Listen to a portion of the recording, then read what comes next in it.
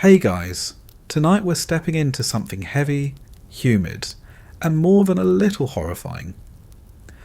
We're going back to the jungles of Southeast Asia during a war that most people know for helicopters, napalm, and grainy news footage, but not for what actually tried to kill soldiers day after day.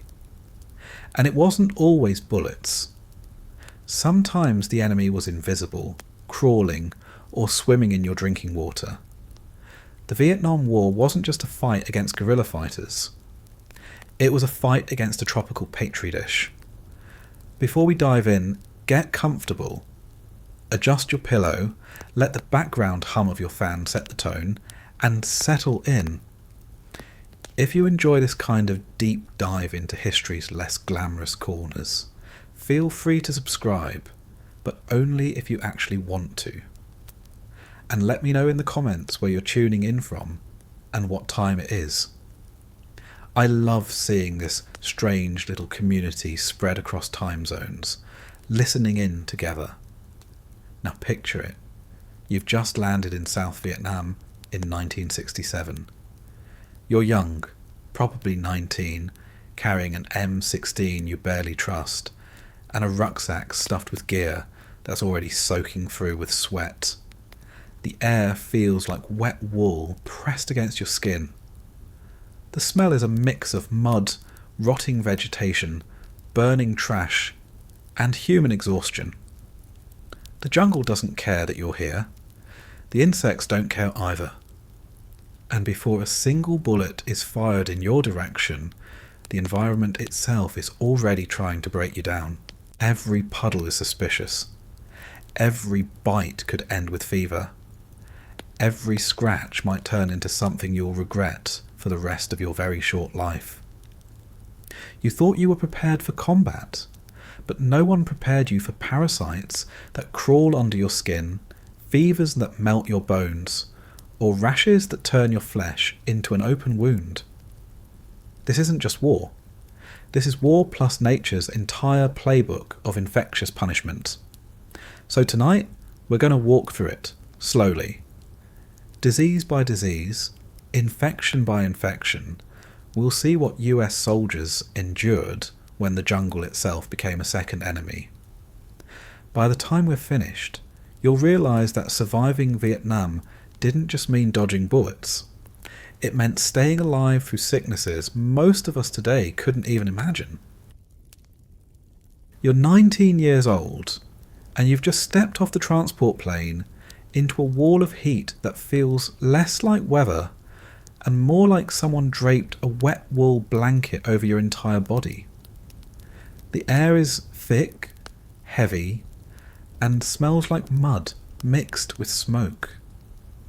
You thought summer at home was bad, but this is something different. It's not just hot, it's alive. The humidity clings to your uniform instantly, sticking the fabric to your skin. And before you even get your bearings, sweat is dripping down your back, pooling at your waist and stinging your eyes. You're not running, you're not fighting, you're just standing there, and the jungle is already winning. The first thing that hits you isn't the noise of helicopters or the shouting of orders, it's the buzzing. A constant, high-pitched drone that never stops. Mosquitoes. Flies. Insects you can't even name yet. They swarm around your helmet, your ears, your neck, diving every inch of exposed skin like they've been waiting for you personally. You slap one away, only for 3 more to take its place. You haven't even left the landing strip, and already the war has introduced its first enemy. And this one doesn't care how good you are with a rifle. You load into a truck with the rest of your unit, bouncing along on a rough dirt road that cuts through jungle so dense it looks more like a green wall than a landscape. Every direction is foliage stacked on foliage, vines twisting over trees, leaves the size of your torso, and shadows that seem to move when you stare too long. It looks beautiful in the way a crocodile looks beautiful right before it bites your arm off. Everything here has teeth, even the plants. The locals tell you not to touch certain vines because they'll slice your skin open like barbed wire. Others are covered in ants that will leave you itching and swollen for days. And that's just the vegetation. When you finally reach your camp, it's not a solid base like you saw in training films. It's a clearing hacked out of the jungle, surrounded by sandbags, barbed wire, and the smell of burning diesel. You drop your pack onto the ground, and instantly the ground swallows your boots in mud up to your ankles. Every step is a fight. The soil isn't just wet, it's alive. Worms, beetles, larvae, and things you don't want to identify squirm underfoot. You realise quickly that you're not camping on dirt. You're camping on compost. It's rotting vegetation mixed with human sweat, animal droppings, and whatever the last storm washed down from the hills. And you're supposed to live here.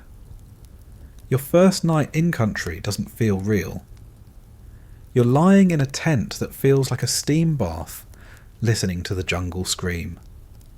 Cicadas whine so loudly it sounds like machinery. Frogs croak deep enough to rattle in your chest. Something howls in the distance.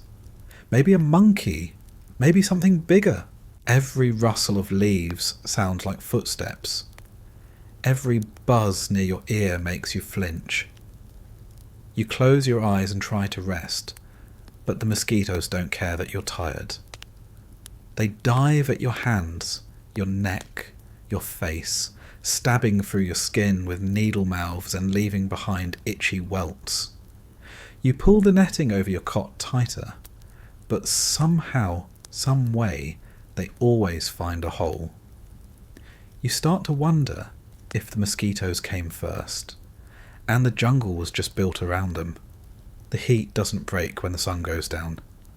It only changes flavour. In the daytime, the heat is a blast furnace. At night, it's a damp blanket that makes your skin stick to itself. Your shirt clings to your chest, your socks are wet from sweat, and the air smells like mildew mixed with kerosene. You thought the night might bring relief, but instead it brings stillness. No breeze, no movement. Just the weight of the atmosphere pressing down on you. You roll over, trying to find a dry patch of sheet, but everything is damp. Even your own body feels soggy. Sleep doesn't come easily, and when it does, it's shallow, broken, interrupted every few minutes by buzzing wings or the sudden slap of your buddy swatting at his own arm. By morning, you're already exhausted. Your uniform is stiff with dried sweat and mud. Your boots smell like a swamp, and your socks are so wet they could be wrung out like rags. You peel them off to look at your feet, and the skin is already wrinkled and white from being soaked too long. No one warned you that the jungle itself could peel your flesh off without firing a single bullet. Your sergeant barks at you to lace up anyway, because there's work to do. And you realise that discomfort isn't going to be an exception here. It's the rule. Breakfast is powdered eggs and instant coffee that tastes like burnt rubber. But even that doesn't feel safe. You pour the water into your canteen, but the taste is off. Metallic, swampy, with a faint hint of chlorine. They tell you it's purified, but you've already seen what happens when purification tablets don't dissolve properly. Guys doubled over with cramps, sprinting to the latrine, or sometimes not even making it. The water you drink could be the first step toward days of misery. But what choice do you have? Dehydration will kill you faster, so you take the risk, swallow it down, and hope you don't regret it later. When you move out on patrol, the jungle closes in around you. It's not just a backdrop, it's an enemy with its own strategy. Vines tangle your gear, branches scratch your face, and the ground grabs at your boots with mud so thick it feels like glue. You're sweating through your uniform within minutes, and your helmet becomes a sauna pressed against your skull. You try to swat at mosquitoes, but you can't stop moving, so they just feast as you walk. You glance down at your arms, and they're already spotted with red bites. Some swell up like tiny blisters, others barely show but itch like fire. You don't know which bite will turn into a rash, which one will carry a fever, or which one will simply leave a scar. By the end of the day, your skin is crawling, not metaphorically, actually crawling. Leeches cling to your legs, fat and squirming, drinking until they drop off on their own. Ants find their way into your socks, biting until you yank them off in frustration. And you're not even in combat yet, you're just walking. That's when the reality hits you. The jungle doesn't need bullets to kill you. It has patience. It has time. It will break you down inch by inch, bite by bite, until you're too weak to fight anything else. Back in camp, you sit on a log, peeling off wet boots and scraping mud from your legs. The smell around you is unbearable. Sweat, mildew, diesel fumes, smoke from burning waste, and the faint sweetness of something rotting nearby. You look down at your skin and notice the first rash spreading across your thigh. Red, blotchy, itchy. You scratch at it, then stop when it starts bleeding. You don't know what caused it. The water, the bugs, the plants, it doesn't matter. It's there, and it's not going anywhere soon. As the sun sets, the jungle grows louder again. You're too tired to care, but your body refuses to relax. Every itch feels urgent. Every sound feels like a warning. You're starting to understand that survival here isn't just about making it through combat. It's about outlasting the environment itself. Disease, infection, parasites, they're waiting in the wings like backup fighters.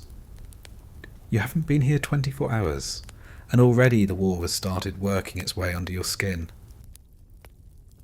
You've been in Vietnam for just a few weeks when you learn the name of your real enemy, and it isn't the Viet Cong hiding in the trees.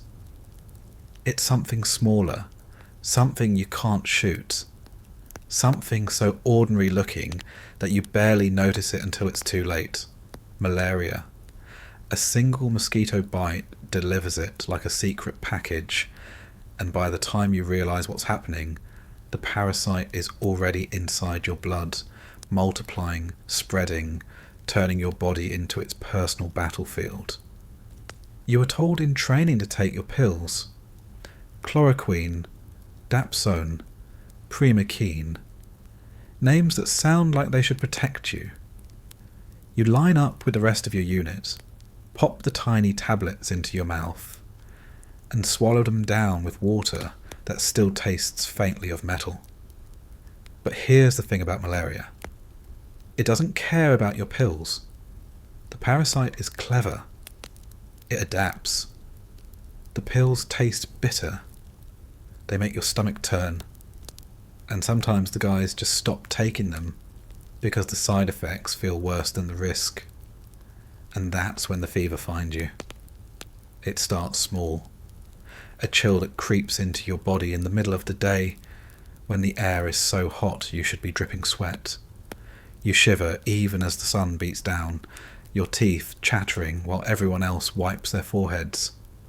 Then the fever slams into you like a wall. Heat radiates off your skin.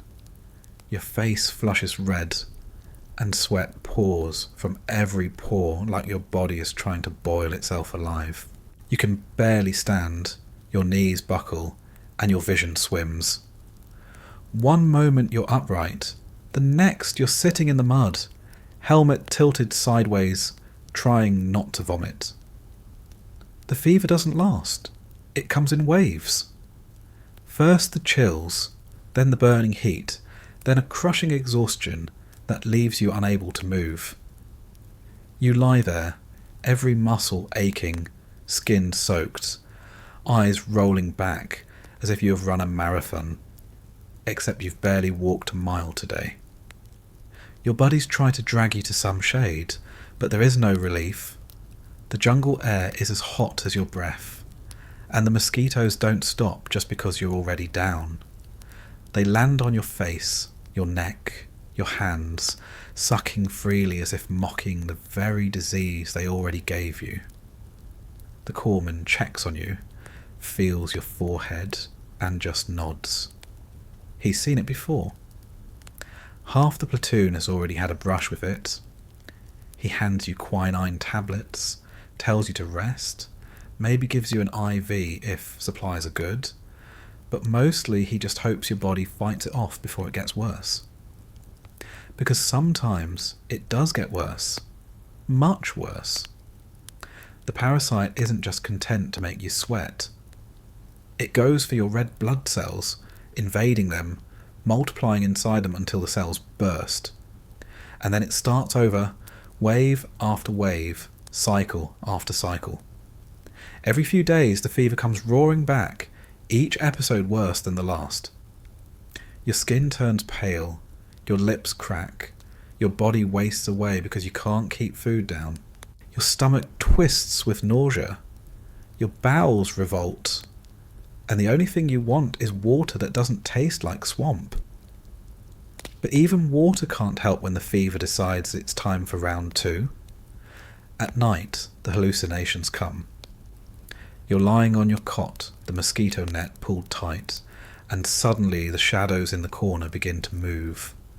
Shapes crawl across the canvas walls. Faces form in the folds of fabric. You close your eyes, but the images don't stop.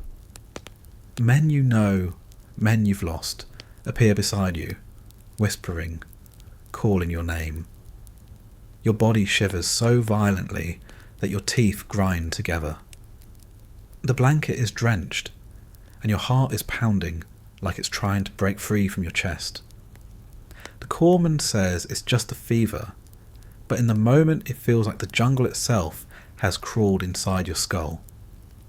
Some men never fully recover, and the fever lingers even after the worst passes. You feel drained, hollow, unable to muster strength for even the simplest tasks. Marching with your unit feels like dragging chains behind you.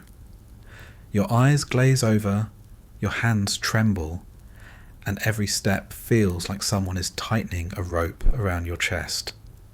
It isn't dramatic, it isn't cinematic, it's just relentless. Malaria doesn't kill quickly. It weakens you until every other threat has an easier job. There's the cerebral version too. If the parasite decides to lodge itself in your brain, you're done. Headaches turn into seizures. Your body convulses in the mud while your buddies hold you down, helpless to do anything but watch. Sometimes you wake up days later, confused and glassy-eyed, not even sure where you are. Sometimes you don't wake up at all. A bullet might be faster, but malaria is crueler. It takes you apart in slow motion, robbing you of control while keeping you alive just long enough to suffer through it. The army tries to reassure you. They hand out pamphlets about mosquito nets, about draining standing water, about wearing sleeves rolled down. You read them once, then laugh bitterly, because the advice doesn't apply here. The jungle is made of standing water. The air itself feels like it's carrying larvae. And as for rolling down your sleeves, you've already sweated through them so badly they're plastered to your arms like wet paper. There's no escaping it. You can fight the enemy you can see, but you can't fight the one that hides inside a mosquito no bigger than your fingernail. In the villages you patrol, you see what malaria does to the locals. Children shivering on mats, mothers fanning them weakly, elders staring blankly into space as if the fever has stolen their minds. They've been fighting it their whole lives, passing it from generation to generation, surviving by sheer endurance. To them, it's background noise. To you, it's a nightmare. You realise quickly that malaria isn't just a disease. It's part of the landscape, woven into the soil, carried by the rivers, drifting on the wings of every insect that brushes against your skin. Some men try to joke about it. They call it jungle flu, or the bug's revenge. They laugh when someone starts sweating through their uniform on a cold morning. But the laughter always has an edge, because everyone knows it's coming for them sooner or later. You might dodge bullets, you might survive an ambush, but the mosquitoes never miss. All it takes is one bite, one unlucky sting in the night, and suddenly you're the one lying in the mud, begging for it to end. It changes the way you think about every day. You start slapping at your skin constantly, checking your arms for bites, scratching at the welts until they bleed. You douse yourself in insect repellent that smells like chemical death, but it barely helps. You light coils of mosquito smoke in the tent, coughing on the fumes while the bugs fly straight through it anyway. You tuck your pants into your socks, your shirt into your belt, and still they find a way in. There's no such thing as safe. There's just the illusion of it, until the fever proves otherwise. And even when you do recover, malaria doesn't let go. Months later, years later, it can flare up again. You're back home, you think you've left the jungle behind, and suddenly you're shivering in your bed, sweating through your sheets, vomiting into a bucket while your family panics. The parasite never really leaves. It hides in your liver, waiting, biding its time, ready to remind you that Vietnam isn't finished with you. Veterans talk about it decades later, how a fever will come roaring back out of nowhere, dropping them to their knees like they're 19 again, lost in the mud, with mosquitoes buzzing in their ears. That's the cruelest part. The war might end, but malaria doesn't. It follows you home, tucked inside your bloodstream, whispering reminders that the jungle still owns a piece of you. It's not dramatic. It doesn't make headlines. But it's relentless, silent, and unforgiving. A fever that doesn't stop when the shooting does. A sickness that lingers long after the helicopters have flown away. And as you lie there shaking, you realise the jungle has a way of keeping its grip, no matter how far you run. You're standing in boots that haven't been dry since the day you got here. At first you thought it was just discomfort, just another miserable detail of life in the jungle. But the truth is, the water in Vietnam doesn't let go. It clings to you. Every step you take presses a little more moisture into the fabric of your socks, into the seams of your boots, into the skin of your feet. You might start the day feeling damp. By the end of it, your boots are swamps. You peel them off in camp, and the stench hits like a wall. A mix of mud, sweat, fungus, and something rotten you don't want to name. That's when you notice the skin itself is changing. The first sign is whitening. Your toes look like they've been soaking in a bathtub for hours, soft and wrinkled, except there's no warm water, no towel waiting. There's just mud, blood, and the kind of humidity that makes drying impossible. You rub at the skin, but it doesn't bounce back. It stays mushy, spongy, fragile. Then the cracks form. Tiny splits at first, just lines across your heel or under your toes. But they widen, they open. The flesh beneath turns red and raw, exposed to the air. to the dirt, to the bacteria already swarming across your skin. Every step now feels like fire shooting up your legs, but you can't stop walking. That's how jungle rot starts. It isn't dramatic at first. It's slow, creeping, and absolutely merciless. The dampness feeds it, the mud nourishes it, the bacteria cheer it on. Within days your feet are oozing. Blisters form and pop, leaving wet patches that soak into your socks until they squelch when you move. The smell intensifies. Your boots reek like a corpse, and your buddies notice before you do. They joke about it, calling you swampfoot or walking compost. But the laughter doesn't last long, because everyone knows they're next. Once the infection sets in, the pain becomes constant. Not just when you march, but even when you sit, even when you lie down. Your feet throb in time with your heartbeat, hot and swollen, as if someone is pumping air into them with every pulse. You try to clean them, but water is the last thing they need, and water is the only thing you have. Soap is scarce, disinfectant even scarcer. The medics tell you to dry your feet, to air them out, but there's no dry in Vietnam. The air itself is wet.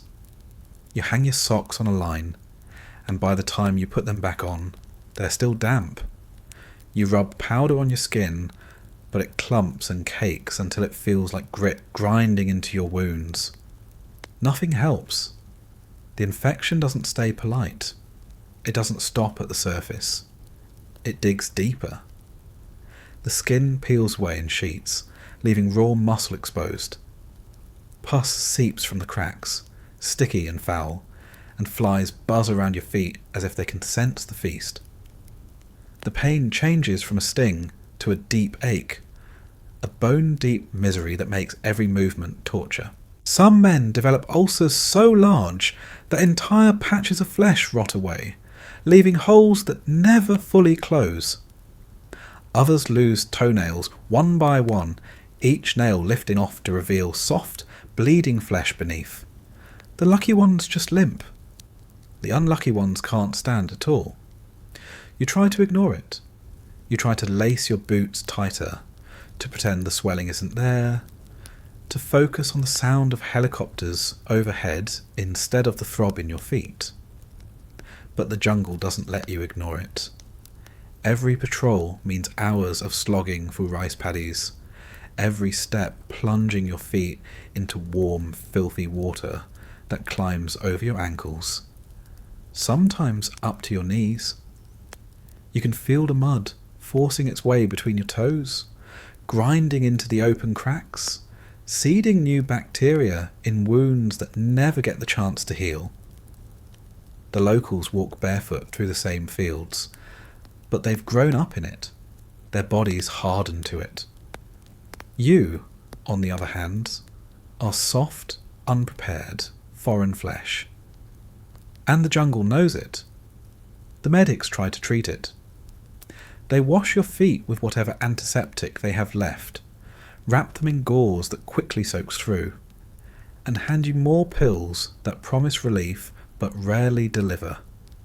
If it gets bad enough, you're sent back to a field hospital. There you see the worst cases. Men with feet swollen to twice their size, blackened toes clinging by threads, skin sloughing off in strips that look more like burned meat than human flesh. Some are told they'll never march again. Some are told they're lucky to keep their feet at all. Amputation isn't rare. It's just another line item on the endless list of ways the jungle eats soldiers alive. The mental toll is just as heavy. You start to dread taking off your boots. You dread the smell, the sight, the inevitable sting when you touch the skin. You dread the way your buddies look at you, half sympathetic, half disgusted, because they know that smell will spread through the tent before long. You start sleeping with your boots half unlaced, just so you don't have to face what's underneath in the morning. the rot becomes part of you. A permanent reminder that no matter how tough you think you are, the jungle is tougher. The thing about jungle rot is that it isn't just medical, it's tactical. A soldier with rotten feet is a soldier who can't keep up. A squad with too many cases is slowed down, vulnerable, easy to ambush. Command knows this, but they can't stop the rain, they can't drain the paddies, and they can't change the climate. They hand out more socks, more powders, more instructions, but it's like putting a bandage on a sinking ship. The war moves forward, and your feet rot behind you. At night, lying on your cot, you feel the throbbing even when you're still. You imagine the bacteria inside you, multiplying, spreading, crawling deeper with every hour. You dream of your toes falling off one by one, of waking up to find your boots filled with blood instead of sweat. You don't tell anyone about the dreams, you just keep them to yourself, along with the smell, along with the shame of being broken down by something as stupid, as humiliating, as feet that couldn't survive the mud. And here's the worst part. Jungle rot doesn't end when you leave Vietnam. For some it lingers. The infection scars the skin, weakens the tissue, leaves the feet permanently sensitive. Veterans decades later still talk about flare-ups, about rashes and cracks that return whenever the weather turns humid.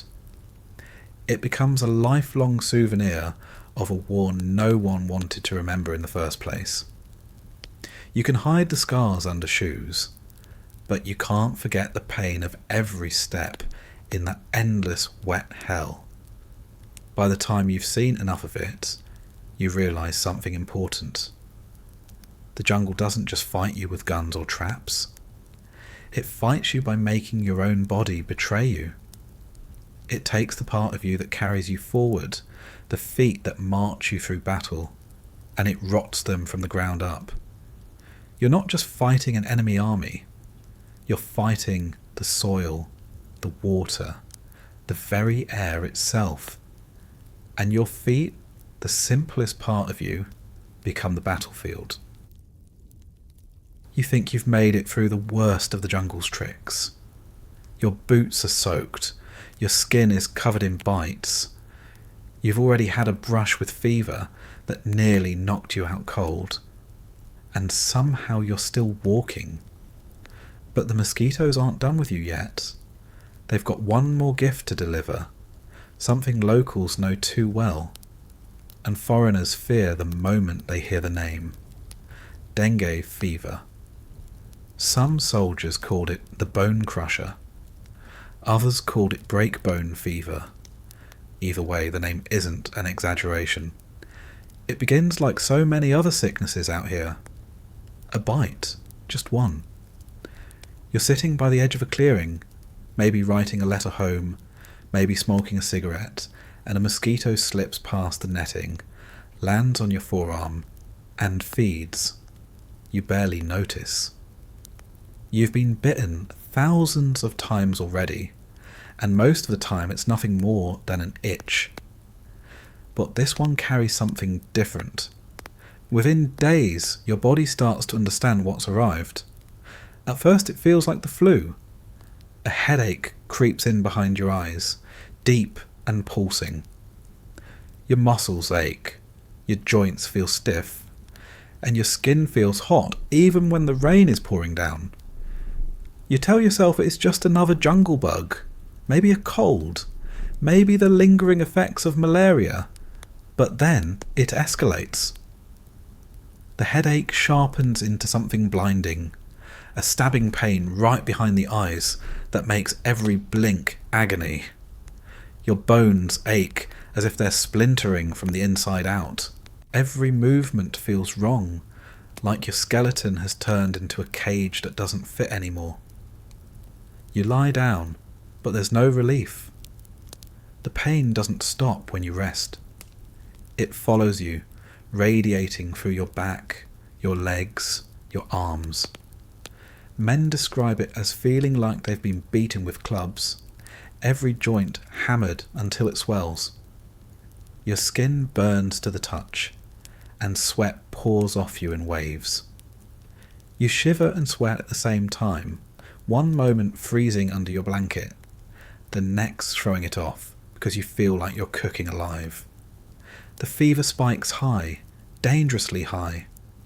104 degrees, sometimes higher, your body trembling under the heat. Your mouth is dry, your tongue feels swollen, and even water tastes sour going down. Your appetite disappears completely. The thought of food makes you gag. You start coughing, and your throat burns like sandpaper. Your eyes water constantly, not from emotion, but from the sheer pressure inside your skull. The world around you blurs, sounds become muffled, and even holding a conversation feels like too much effort. Your buddies try to keep you hydrated, holding a canteen to your lips, but every swallow feels like swallowing glass. The courtman shakes his head because there isn't much he can do. There's no cure for dengue, no pill, no shot, nothing but time. You either endure it or you don't. So he gives you aspirin, maybe some cool rags, and checks in when he can. But mostly it's just you and the fever, locked in a battle you never signed up for. Then come the rashes. Red blotches spread across your skin, patchy and angry, itching and burning all at once. They appear on your chest, your arms, your legs, painting your body in a map of infection. They sting when you sweat, they ache when you move, and they make you feel less like a soldier and more like a walking disease. You try not to scratch, but it's impossible. Your nails dig into the patches until they bleed, and the bleeding doesn't stop quickly. Because dengue doesn't just hurt your bones, it weakens your blood. That's the part that terrifies everyone. Your gums start bleeding when you brush your teeth, if you even bother brushing. Your nose bleeds without warning, a slow trickle that soaks your sleeve while you wipe it away. Tiny bruises appear where there shouldn't be any, as if your body has forgotten how to hold itself together. In the worst cases, the bleeding isn't just on the outside, it's internal. Stomach bleeding, blood in the stool, blood in the vomit. Some men collapse with hemorrhagic fever, their bodies leaking from places no one wants to mention. For them, the survival odds plummet fast. You start to hallucinate. Not the strange, drifting dreams of malaria, but sharp, terrifying visions that blur into reality. You see movement in the corners of the tent when no one's there. You swear the jungle itself is shifting closer. Vines crawling toward your cot. You hear voices that aren't speaking. Whispers that sound like orders. Like friends calling out. Like enemies closing in. Your fever cooks your brain, and you lose track of time. Day and night blur together. You don't know how long you've been lying there, staring at the canvas roof, trapped in a body that feels like it's shattering. The worst part is the weakness. Dengue doesn't kill quickly, but it leaves you so drained that you can barely sit up. When you finally try to stand, your legs wobble like rubber. You grip the side of the cot, sweat dripping from your chin, and your vision tunnels until you nearly pass out. Even walking to the latrine feels like a mission. Your heart pounds with every step. Your breathing shallow. Your arms trembling under the strain of holding yourself upright. You're 19 years old, trained for war, carrying a rifle and gear through the jungle, and suddenly you can't even carry your own weight. Days pass, maybe a week. The fever finally begins to break, but it doesn't leave you whole. You're lighter, weaker, your muscles wasted from lying in one spot. You've lost pounds in days, your face gaunt, your uniform hanging looser than before. Your joints still ache, your head still throbs, and your skin is mottled with fading blotches. You drag yourself out into the sunlight, blinking like you've been underground. Your buddies slap you on the back, glad you're up again, but you can see the unease in their eyes, because they know it could have been any of them. Some soldiers get dengue multiple times, each time worse than the last. The body remembers, but not in a good way. The immune system reacts violently, overcompensates, and suddenly what was once fever and pain becomes a life-threatening hemorrhage. Men who survived one bout drop dead from the second. You live with that knowledge in the back of your mind, every mosquito bite a reminder that the bone-breaking surprise might not be finished with you. It leaves scars that don't show. Veterans years later still talk about the pain in their joints, the migraines that never fully went away, the strange fevers that flare up in the summer. They remember lying in the jungle, body on fire, feeling like their skeleton was trying to rip itself apart. They remember the helplessness of knowing there was no medicine, no quick fix, just waiting it out while their bodies crumbled. And while you're recovering, the war doesn't stop. There are patrols to run, ambushes to prepare for, villages to search. You're expected to keep moving even when your knees feel like shattered glass and your back feels broken in half. The enemy doesn't wait for your fever to pass. The jungle doesn't give you a break. You strap on your boots again, limp into the mud, and hope the next mosquito doesn't carry the same poison. Because the last thing you want is another round of bones breaking from the inside out. You thought you could handle the jungle's heat, the bugs, even the fevers that came and went like storms. But then your stomach turns against you. At first, it's just a cramp, a twisting, uncomfortable knot that makes you shift in your seat and hunch forward. Maybe it's the rations, you tell yourself. Maybe it's the strange taste in the water. You brush it off and keep going, because there's always something hurting out here.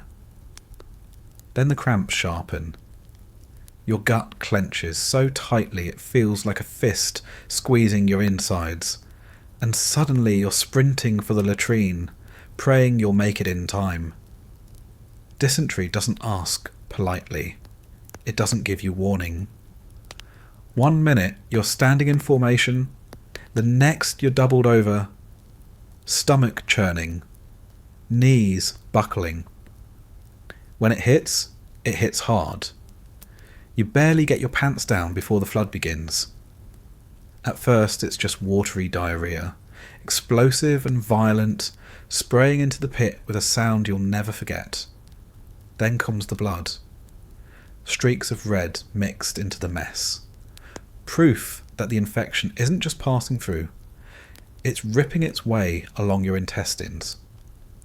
The smell is overwhelming, sour and metallic, heavy enough to gag you even as you're the one producing it.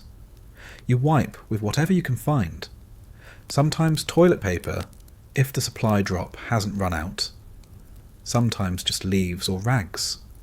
Sometimes nothing at all. Then you stagger back to your cot, pale, sweaty, trembling, and barely able to stand. You think maybe that was it. Maybe you're done. But minutes later the cramps return, stronger this time, more urgent. You lurch up, running for the latrine again, and again, and again. Hours pass like this, a revolving door between your cot and the pit, each trip weaker than the last. The dehydration starts quickly. You sweat out water in the heat already, but now every ounce you drink is shooting out of you before your body can hold on to it. Your lips crack, your tongue sticks to the roof of your mouth. Your urine darkens until it almost disappears. Your skin loses its colour, and your muscles cramp from lack of electrolytes. You feel faint, dizzy, the edges of your vision dimming when you try to stand. Some men collapse outright, unable to walk even the few feet to the latrine. They soil themselves in the cot, lying in their own mess, too weak to move, too ashamed to care. The medics can't do much. They tell you to drink more water, but the same water that caused the problem in the first place is the only water available. Sometimes it's been purified, sometimes not. Sometimes the purification tablets dissolve properly. Sometimes they leave a chemical taste that makes you gag. Either way, you keep drinking, because without it, you'll die even faster. The corpsmen hand you salt tablets, chalky little pills meant to replace what you've lost, but they stick in your throat, and half the time you throw them back up before they can do any good. Antibiotics are precious and not always available. If they have them, you're lucky. If not, you ride it out, hoping your body is stronger than the bacteria. Out on patrol, dysentery becomes even more brutal. There's no latrine in the jungle, no privacy, no pit dug neatly into the ground. When the cramps hit, you drop your gear, stumble into the bushes, and squat wherever you can. Your rifle leans against a tree while you empty yourself in a spray of liquid that splashes against your boots. The flies swarm instantly, buzzing around your exposed skin, drawn to the smell. You finish as quickly as you can, wipe with leaves or your own sock, and stagger back to the column, red-faced and drained. There's no hiding it. Everyone knows what's happening, because it's happening to them too. A squad of soldiers with dysentery moves slower, weaker, distracted by the constant urge to run off the trail. You can hear the groans, the muttered curses, the shuffling feet of men whose stomachs are in open revolt. At night, you don't sleep. You lie on your cot, clutching your belly, listening to it gurgle and churn like an angry animal. The cramps come in waves, sharp enough to wake you if you drift off, urgent enough to send you stumbling out of the tent in the dark. Sometimes you don't make it. Sometimes you wake up in the middle of a disaster, your body betraying you, your uniform soaked, the shame sinking in deeper than the stink. You strip off your pants, scrub yourself as best you can, and try to hide the evidence. But everyone knows the jungle doesn't allow dignity, and dysentery makes sure of it. The pain isn't just physical, it's mental. You start to dread eating, because you know what's coming next. Every spoonful of rice, every chunk of canned meat, every swallow of lukewarm coffee feels like loading ammunition into a gun aimed at your gut. You hesitate before drinking water, staring at it, wondering if this sip will be the one that sets off another day of misery. You stop trusting your own body, stop trusting the supplies, stop trusting the very things that are supposed to keep you alive. Hunger gnaws at you, thirst torment you, but fear keeps you from satisfying either. The disease weakens entire units. A squad of 10 men can be reduced to 5 functional fighters, the rest too weak to march or shoot straight. Your commander doesn't care that you're doubled over in pain. Orders are orders. You drag yourself up, clutching your rifle with trembling hands, your legs shaking as you march through the mud. You sweat, you cramp, you pray you don't lose control in front of everyone. The enemy doesn't need to fire a shot. The jungle has already taken half your strength with a sickness that doesn't even sound threatening until you've lived through it. Sometimes dysentery kills outright. Not with drama, not with a bang, but with silence. If a man wastes away in his cot, too weak to lift his head, slipping deeper into dehydration until his organs shut down. One day he's alive, barely.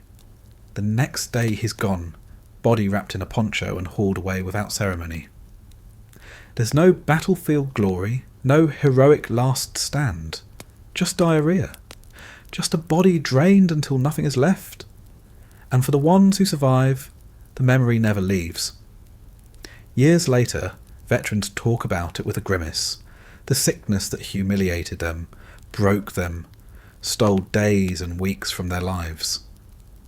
The worst part is knowing how preventable it should have been. Clean water, proper sanitation, basic hygiene, things taken for granted back home, would have stopped it cold. But in the jungles of Vietnam, nothing is clean. The rivers are cesspools. The wells are contaminated. The food is often cooked in conditions that would make a health inspector faint. Flies land on everything, crawling from waste pits to mess kits without a pause. You eat because you have to, drink because you must, and pay the price every time your body can't fight it off. It lingers too. Even after the worst passes, your stomach never feels the same. Meals sit heavy, cramps return without warning. Sudden bouts of diarrhea strike months later when you thought you were finally healed. Dysentery doesn't just leave scars on your body, it leaves mistrust. You never look at water the same way again, never take a glass without wondering what invisible things might be swimming in it. Back home, decades later, veterans still joke bitterly about how a single sip could ruin a week, how the war gave them a stomach that never stopped reminding them of the jungle. And as you lie there, clutching your belly, sweating through another wave of cramps, you realise something. You've been trained to face bullets, to face rockets, to face the enemy in the trees. But none of that training prepared you for this. You're not dying with a rifle in your hands.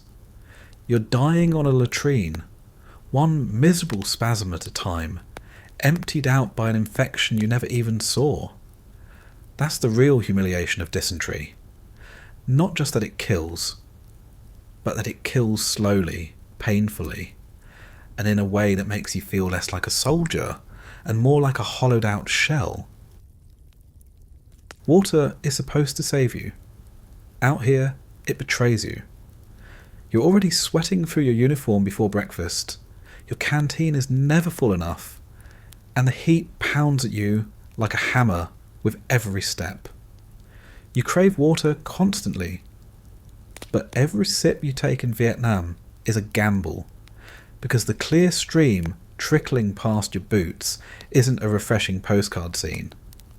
It's a loaded gun pointed straight at your gut. The army tells you the water's safe. You drop purification tablets in your canteen, wait for the chalky fizz to dissolve, and try to ignore the bitter chemical taste. Sometimes it works. Sometimes the tablets don't dissolve properly, leaving you with cloudy water that smells faintly of bleach. You drink it anyway, because thirst doesn't wait. And sometimes, no matter how carefully you follow the instructions, the water is carrying something that tablets can't stop. That's where cholera comes in. Cholera doesn't sneak in quietly. It crashes through the front door of your intestines like an ambush, fast and brutal. One day you're fine, the next you're sprinting for the latrine with an urgency that makes dysentery look patient. The hallmark is the diarrhea. Not watery, not bloody like dysentery, but thin, pale, almost milky. The medics call it rice water stool, and it pours out of you in endless waves. You don't even feel like you're defecating anymore. It feels like your body has become a leaking pipe, fluid gushing out faster than you can replace it. The cramps are sharp, sudden, and relentless. Your belly twists and knots until you're doubled over on the pit, gripping the wooden frame with white knuckles while sweat runs down your face. And the smell is unforgettable. Sweet, sour, chemical all at once. It clings to you, to your clothes, to the air in the tent when someone is sick enough to go in their cot. You can smell cholera from across camp, and when you do, you know someone's life is hanging by a thread. The dehydration comes like a thief in the night. You think you're just tired, but your mouth is dry as sandpaper, your lips cracked and bleeding, your skin sagging as if it aged years overnight. Your eyes sink into your skull, your cheeks hollow, and when you stand, your legs buckle. Your blood pressure plummets, your pulse races, and your heart feels like it's fluttering weakly inside your chest. You look down at your hands, and they're wrinkled and shriveled, the skin pinching like crumpled paper. The medics call it washerwoman's hands. You call it terrifying. You can lose litres of fluid in a single day, gallons over a week. Your body can't keep up, and neither can the medics. They rush to get IV lines into your arms, but supplies run low. Sometimes the saline bags are there, sometimes they aren't, and sometimes the lines get infected because there's no sterile environment in a jungle tent. If you're lucky, you get fluid fast enough to survive. If you're unlucky, you collapse into shock. Your organs shut down one by one, and death comes not with a bang, but with silence. A soldier who was walking and talking at dawn can be gone by nightfall, drained until nothing is left. And it isn't just the streams. The wells in villages are contaminated too.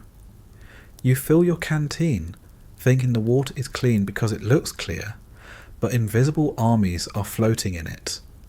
Vibrio cholerae, tiny bacteria carried by waste, spreading silently through every drop. The villagers drink it because they have no choice. You drink it because you don't know better. Then the sickness spreads through camp like wildfire. One man after another struck down. Latrines overflow, the stench carrying through the air, and the cycle feeds itself. The more people are sick, the more the water supply is contaminated. It becomes a loop that doesn't stop until enough men are too weak to leave their cots. The humiliation of cholera is in its speed. You're fine at breakfast, filling your canteen, taking your salt tablets. By noon, you're running for the pit. By evening, you're curled up on the ground, shaking with fever, too weak to stand. Your uniform stained with your own waste. Your buddies carry you to the medic's tent, your body limp, your eyes rolling, your voice little more than a whisper, begging for water that will only make it worse. The war doesn't pause for cholera. Patrols still go out, orders still come down, and you're expected to march even as your stomach empties itself every half hour. You strap on your boots, wobbling, your legs like sticks about to snap. Your helmet feels heavier, your rifle impossible to lift. You stumble through the mud, eyes glassy, praying you don't collapse before the column halts. The enemy doesn't need to ambush you. You're already beaten by something you can't see. The worst cases bleed into dysentery, typhoid, or worse, when dehydration leaves your immune system too weak to fight anything else. Some men don't make it to a hospital in time. They die in their tents, their cots soaked, their bodies skeletal from fluid loss. Others make it home, but never forget the taste of foul water. Never drink from a glass without remembering the cramps, the sweat, the humiliation of being undone by a sip. Veterans decades later still check their water bottles twice, still refuse to drink from streams, still carry the memory of rice water diarrhea like a scar. It isn't just a disease, it's a weapon the jungle uses. You don't need landmines when the rivers themselves can drop soldiers to their knees. You don't need bullets when a canteen can do the work faster. Every sip is a risk, every swallow a test. And you start to think of hydration not as relief, but as Russian roulette. You can't live without it, but you might not live with it either. You sit by the edge of camp, canteen in hand, staring at the liquid inside. It looks harmless. It looks clear. But you know better now. You know what's hiding in there, waiting for a chance to tear through your insides. You lift it to your lips anyway, because thirst is merciless, and the jungle doesn't let you choose. You think you've gotten used to the idea that the water wants to kill you. You've watched men doubled over with dysentery. You've seen cholera strip the fluid out of bodies in hours. And still you find yourself wading through knee-deep streams on patrol. There's no avoiding it. Vietnam is water. It's in the rice paddies you slog through every morning, the flooded trails you march across, the ditches that fill after every rainstorm. And hidden in all of it is something far stranger, far more disgusting, and somehow even more personal. Because out here, the rats are everywhere. They skitter through the bunkers at night, squeaking across the rafters, chewing through supplies, gnawing at rations. And when they aren't chewing, they're urinating. They leave their waste in the same water you drink, the same mud you march through, the same puddles you fall into when you trip in the dark. That's how you end up with Leptospirosis. The name sounds clinical, almost harmless, like something out of a biology textbook. But the reality is uglier. You don't notice it at first. Maybe you cut your foot on a sharp rock. Maybe you have a blister from marching in soaked boots. Maybe you just swallow a mouthful of stream water without thinking. However it happens, the bacteria find their way inside you. Carried in rat urine that's invisible, tasteless, odourless. You have no idea you've been infected until your body starts to fall apart. It begins like so many other things in this place, with fever, a creeping heat that leaves you weak and clammy, your head heavy, your muscles sore. You think it's malaria again? Or maybe dengue? Because everything here starts with fever. But then the aches get worse. Your whole body hurts as if you've been wrung out and left in the sun. Your eyes redden and swell, light stabs into them like needles, and suddenly you can't open them fully without wincing. Headaches pound at your skull, sharp and relentless, while your stomach flips itself inside out. You vomit until your ribs ache, retching dry when nothing is left. And then comes the strangest part. Your urine changes. At first it darkens, a deep yellow that makes you uneasy. Then it turns brown, sometimes even red, streaked with blood. Your back aches where your kidneys are, a dull throb that never fades, and you start to understand that this isn't just fever. This thing is inside your organs, chewing through them slowly. You lie on your cot, sweating, eyes half closed, while your buddies whisper about jaundice. And sure enough, one morning you wake up and your skin has changed. A sickly yellow tint creeps across your face. Your eyes glow golden in the dim light, and your reflection in the canteen lid looks like something out of a morgue. The medics do what they can, but there's no miracle cure waiting in their kit. They hand you antibiotics if they have them, but supplies are thin, and sometimes you're left with nothing but rehydration and crossed fingers. They try to flush your system, pumping water into you while your body struggles to hold onto it. They check your blood pressure, shake their heads, and move on to the next man, because in this place, everyone is sick with something. You're not special. You're just another body in a long line of bodies the jungle is slowly dismantling. The pain in your muscles gets worse. Walking feels like dragging concrete blocks behind you. Your legs stiffen, your arms ache, and even lifting your rifle becomes a chore. You're 19, 20 years old, and yet your body feels decades older. Each step on patrol is a battle against cramps that twist your calves and thighs into knots. You sweat so much that salt crusts on your uniform, but you can't replace it fast enough. Your mouth is dry, your tongue thick, your throat raw from vomiting, and still the sergeant tells you to move. The war doesn't wait for your kidneys to recover. Some men aren't so lucky. The infection doesn't stop at fever or jaundice.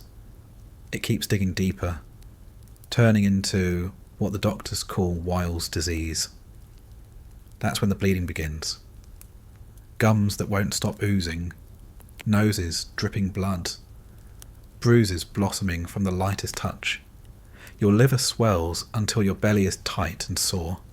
Your kidneys fail completely, and urine stops coming out at all. Fluid builds inside you.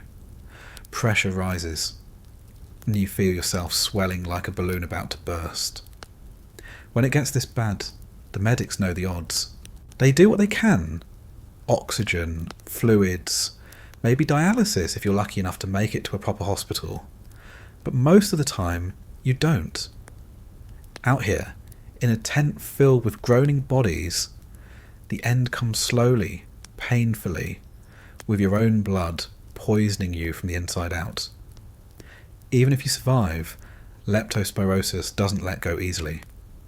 The fatigue lingers for weeks, sometimes months. You drag yourself through camp like a ghost, too weak to stand for long, too sick to eat much, too exhausted to laugh at the crude jokes your buddies make. You fall asleep sitting up, your head nodding, your body begging for rest that never seems to recharge you.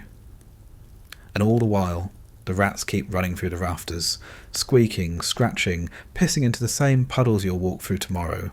You can't escape them. You share the camp with them, share the jungle with them, share your bloodstream with the invisible legacy they leave behind.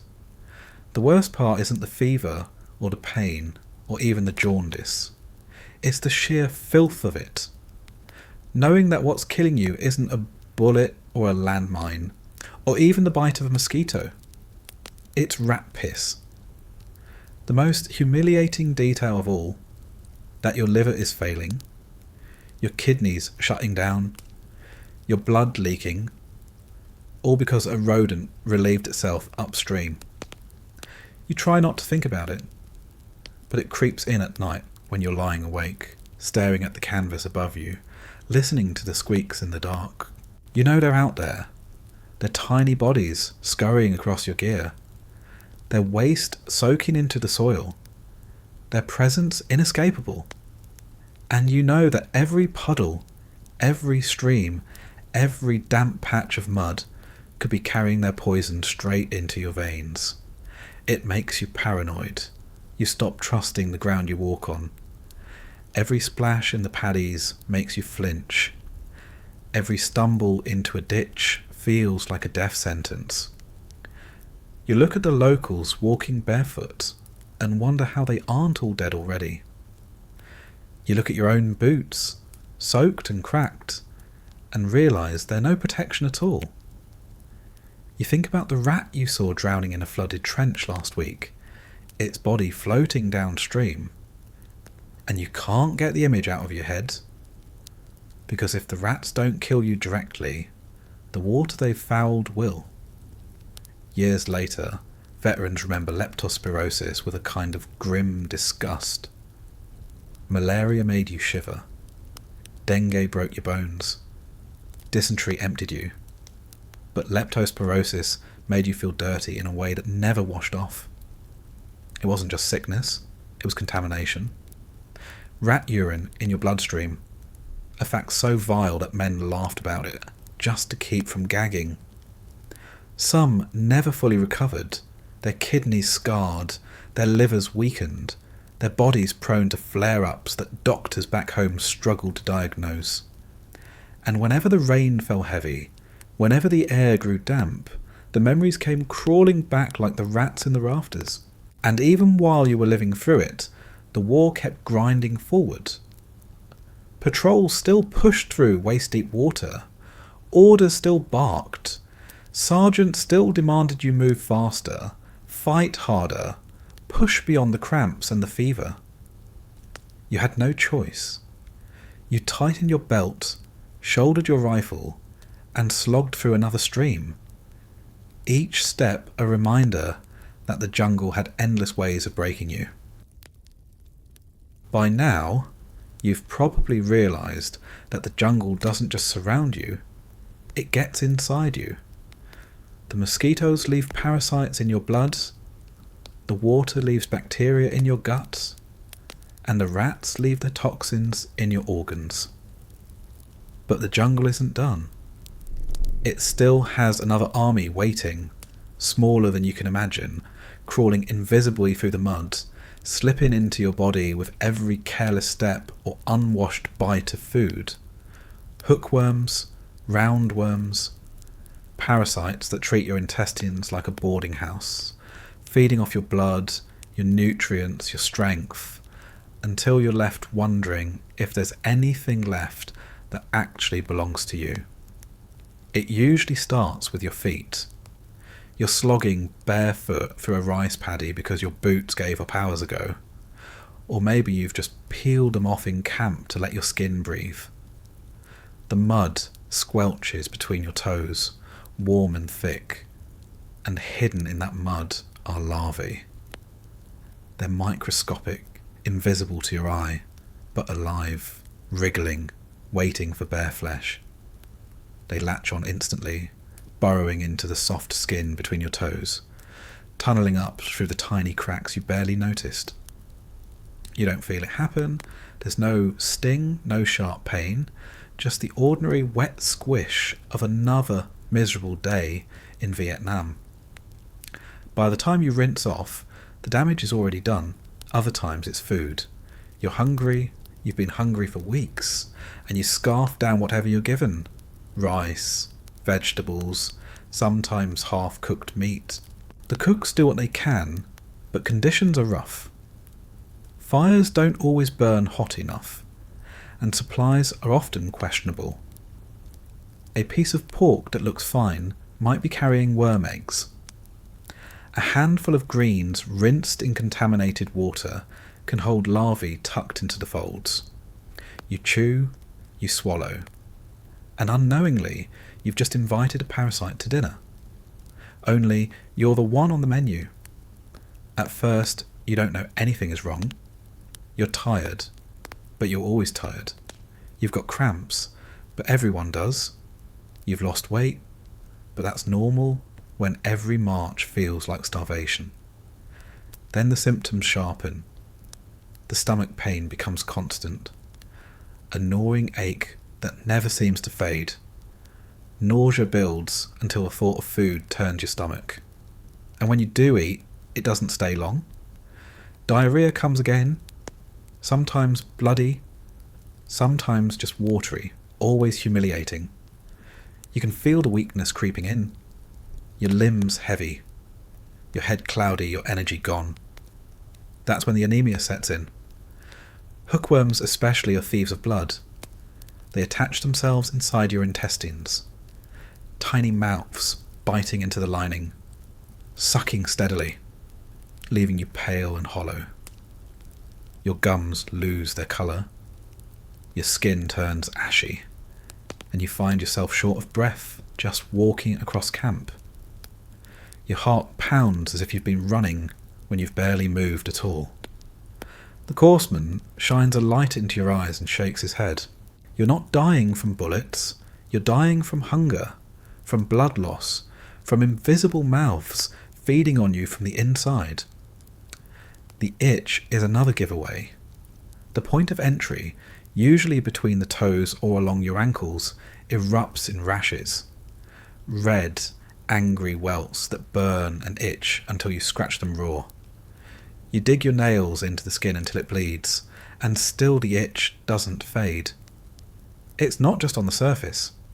It's deeper, buried in tissue, where no amount of scratching can reach. You wrap your feet in rags, try to ignore it, but at night, lying awake, it drives you half mad. You can almost imagine the larvae still wriggling their way upward, carving invisible tunnels through your flesh.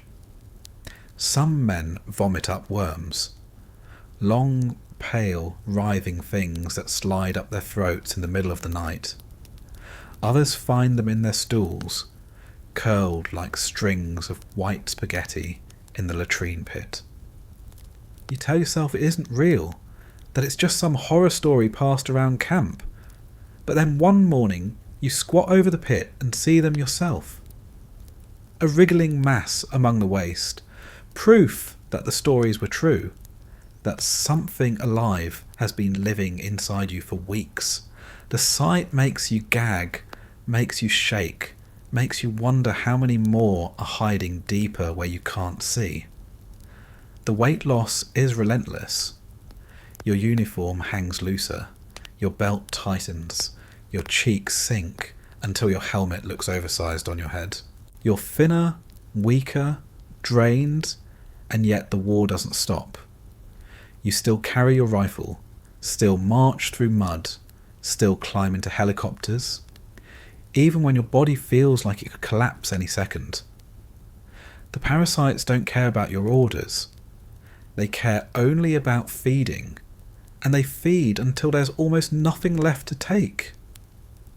The medics try to treat it, but options are limited.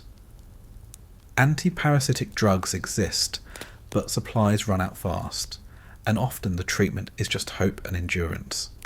They tell you to keep your boots on, to boil your food, to wash what you can. But boots rot. Food comes half cooked. And washing means dunking your hands into the same dirty water that carried the worms in the first place. You laugh bitterly, because there's no escaping it. The jungle always finds a way in. The psychological toll is almost worse than the physical. You can handle fever. You can handle diarrhea. But the idea of something living inside you, wriggling, breeding, feeding, that's what breaks you. You lie awake at night, staring into the dark, convinced you can feel them moving under your ribs. Every cramp feels like a squirm. Every gurgle in your stomach feels like a crawl. You scratch at your belly as if you could dig them out with your fingernails. You can't. You just lie there, sweating, while your imagination paints horrors you wish you'd never learned were possible. The men joke about it, because jokes are the only weapon they have. They call each other worm farm, laugh about the extra protein, make cracks about spaghetti dinners. But no one really laughs. Not deep down, because everyone knows it's true. Everyone knows the worms are real. And once you've seen them in your own stool, the humour dries up fast. It's not funny when you're the one vomiting them up at dawn. It's not funny when your stomach cramps so hard you collapse mid-march. It's not funny when you look at your own reflection and see a skeleton staring back. Some men never fully recover. Even after the war, the parasites linger. Decades later, veterans go to doctors back home, still battling anemia, still passing worms, still dealing with scar tissue in their intestines. The doctors ask about travel history, and the answer is always the same: Vietnam. The war ended, but the parasites never surrendered. They carried themselves home inside the very bodies of the men who fought. And through it all, the war doesn't stop. The sergeant still yells, the enemy still fires, the helicopters still lift off. And you march anyway, your boots filled with mud, your gut filled with worms. You fight on two fronts, one against the enemy outside, one against the parasites inside, and you're never sure which one is winning. The bullets are loud, the explosions are obvious, but the worms are patient. They don't need to kill you today. They'll take their time, feeding slowly, quietly, until you're too weak to stand. You swallow another mouthful of rice, chewing slowly, wondering if this bite carries eggs, wondering if you're just feeding them again. You push the thought away because you don't have a choice. You eat, you drink, you march, you fight, and the jungle keeps sending in reinforcements. Invisible, endless, impossible to escape. You don't think much about your liver until it stops working. It's just there, buried under your ribs, doing its job silently while you go about your life. But in Vietnam, nothing gets left alone. Every organ is fair game. The water poisons your intestines, the mosquitoes hijack your blood, the worms chew at your gut, and eventually the liver takes its turn. Hepatitis comes quietly at first, almost indistinguishable from the other sicknesses you've been fighting off since the day you landed, but then it reveals itself in ways you can't ignore. It usually begins with exhaustion, not the kind you shake off after a night of bad sleep, but a bone-deep weariness that clings to you even when you've been lying down for hours. You wake up feeling like you never closed your eyes. You drag yourself out of your cot, your limbs heavy, your head foggy, every movement slower than it should be. At first, you blame the heat. Everyone blames the heat. Then you blame the rations, the endless canned meat and stale crackers. But eventually, you realise it's something else entirely. The fever follows, low grade but persistent. You're not burning alive like with malaria or dengue, but your skin feels warm, your body achy, your appetite gone. Food repels you. The mess tent smells like garbage. The rice and fish taste sour on your tongue, and even coffee makes your stomach churn. You try to force it down anyway, but nausea builds until you're bent over in the bushes, retching up what little you manage to swallow. Then the pain starts. A dull, constant ache in your upper right side, just under the ribs. It doesn't stab or throb. It just sits there, nagging you, reminding you with every breath that something inside isn't right. You press your hand against it instinctively, trying to ease it, but the ache doesn't fade. It only deepens, spreading into your back, into your shoulder, until you can't lie comfortably in any position. And then comes the unmistakable sign. Your skin changes. One morning, your buddy points it out, a nervous laugh in his voice as he says you're starting to look like a banana. Your eyes, once bloodshot from the constant heat and dust, now glow yellow. The whites aren't white anymore. They're tinted gold, glaringly unnatural, impossible to hide, jaundice, the calling card of a liver that's had enough. You catch your reflection in a canteen or a piece of broken mirror, and it doesn't look like you anymore. It looks sickly, wrong, like someone drained the life out of you and replaced it with something rotten. The weakness intensifies. You can barely march without stumbling. Your legs feel like they belong to someone else, trembling under the weight of gear you used to carry easily. You sit down every chance you get, not caring if you're covered in mud, because standing upright feels impossible.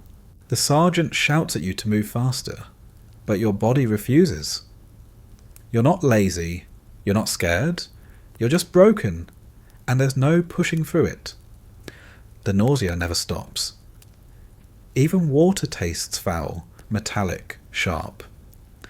You drink because you have to, but every swallow feels like a fight. Your stomach cramps, your bowels twist. Diarrhea mixes with vomiting until you're too dehydrated to function. The courseman hands you electrolyte tablets and shakes his head, because there isn't much else to do. Hepatitis isn't like dysentery or malaria. There's no quick cure, no simple treatment. It's a waiting game, and the outcome depends entirely on whether your liver can survive the onslaught. The infection itself comes in different forms. Sometimes it's hepatitis A, passed through contaminated food and water, the same rice and fish you've been forcing down every day.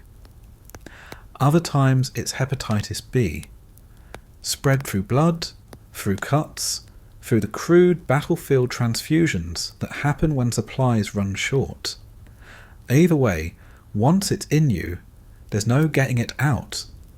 The virus digs in, inflames the liver, disrupts everything your body depends on.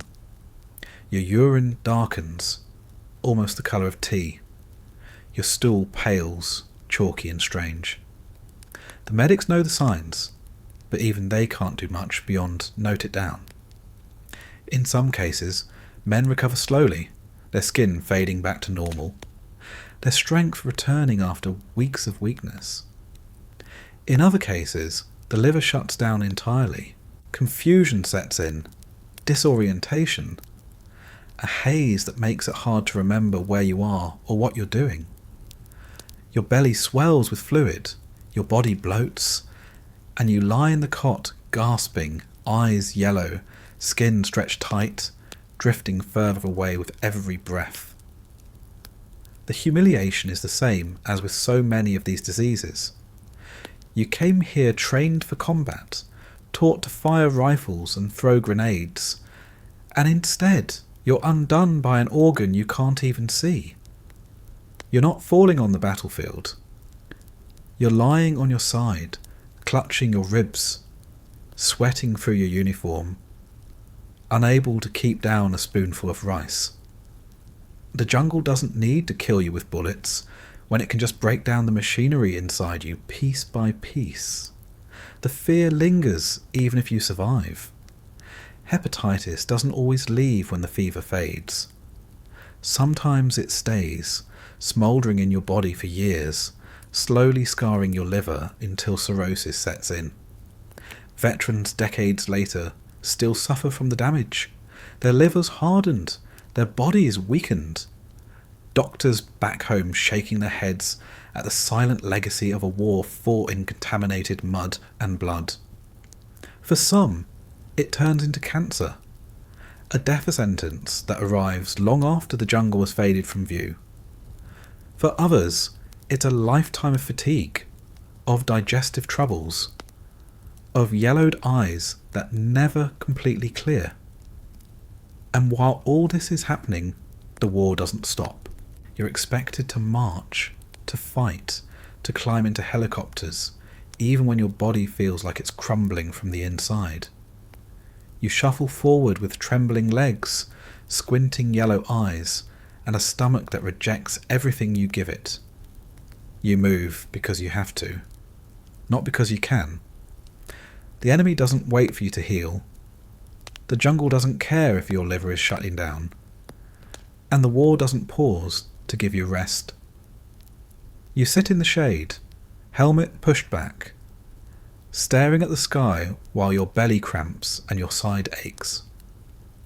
You wonder if you'll make it home with your body intact, or if the organ beneath your ribs is already too damaged to recover. You wonder how something so small, so invisible, could unravel you faster than bullets or bombs.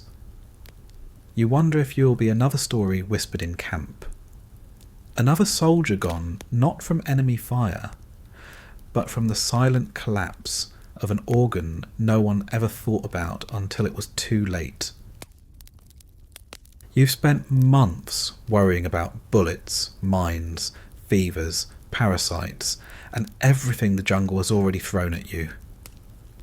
But there's another battlefield waiting, one that isn't in the paddies or the thick brush. It's in the towns, the villages, the dimly lit bars and brothels that sit just outside the bases. Soldiers called it the other war, One fought not with rifles but with urges, and its casualties weren't counted in headlines. Venereal disease, syphilis, gonorrhea, chlamydia.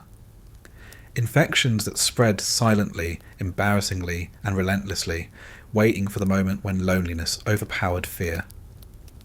You've been in country for weeks, maybe months. You're 19, 20 years old, and you're exhausted. Every day is heat, sweat, and exhaustion. Every patrol feels endless. Every night in camp feels like purgatory. The same canvas walls, the same mosquito wine, the same endless waiting for something to happen. Then once in a while you get leave, a few hours in town. And in town, everything is different. Music drifts out of bars, laughter spills into the street, women call out to you with smiles that promise an escape from the misery. For a price, you can forget the jungle for an hour. And that's how it starts. The brothels aren't hidden. Everyone knows where they are. They're crowded, noisy, filled with the haze of cigarettes and cheap liquor.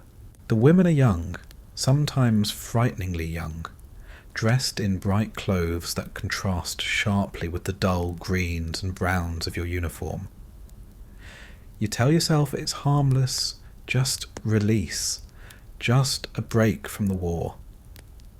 But what you don't see, what you don't think about, is the infection that's been passed from one man to the next, one encounter to the next, until it finds its way to you. At first, you don't notice. A few days later, maybe a week, something changes. A burning sensation when you urinate.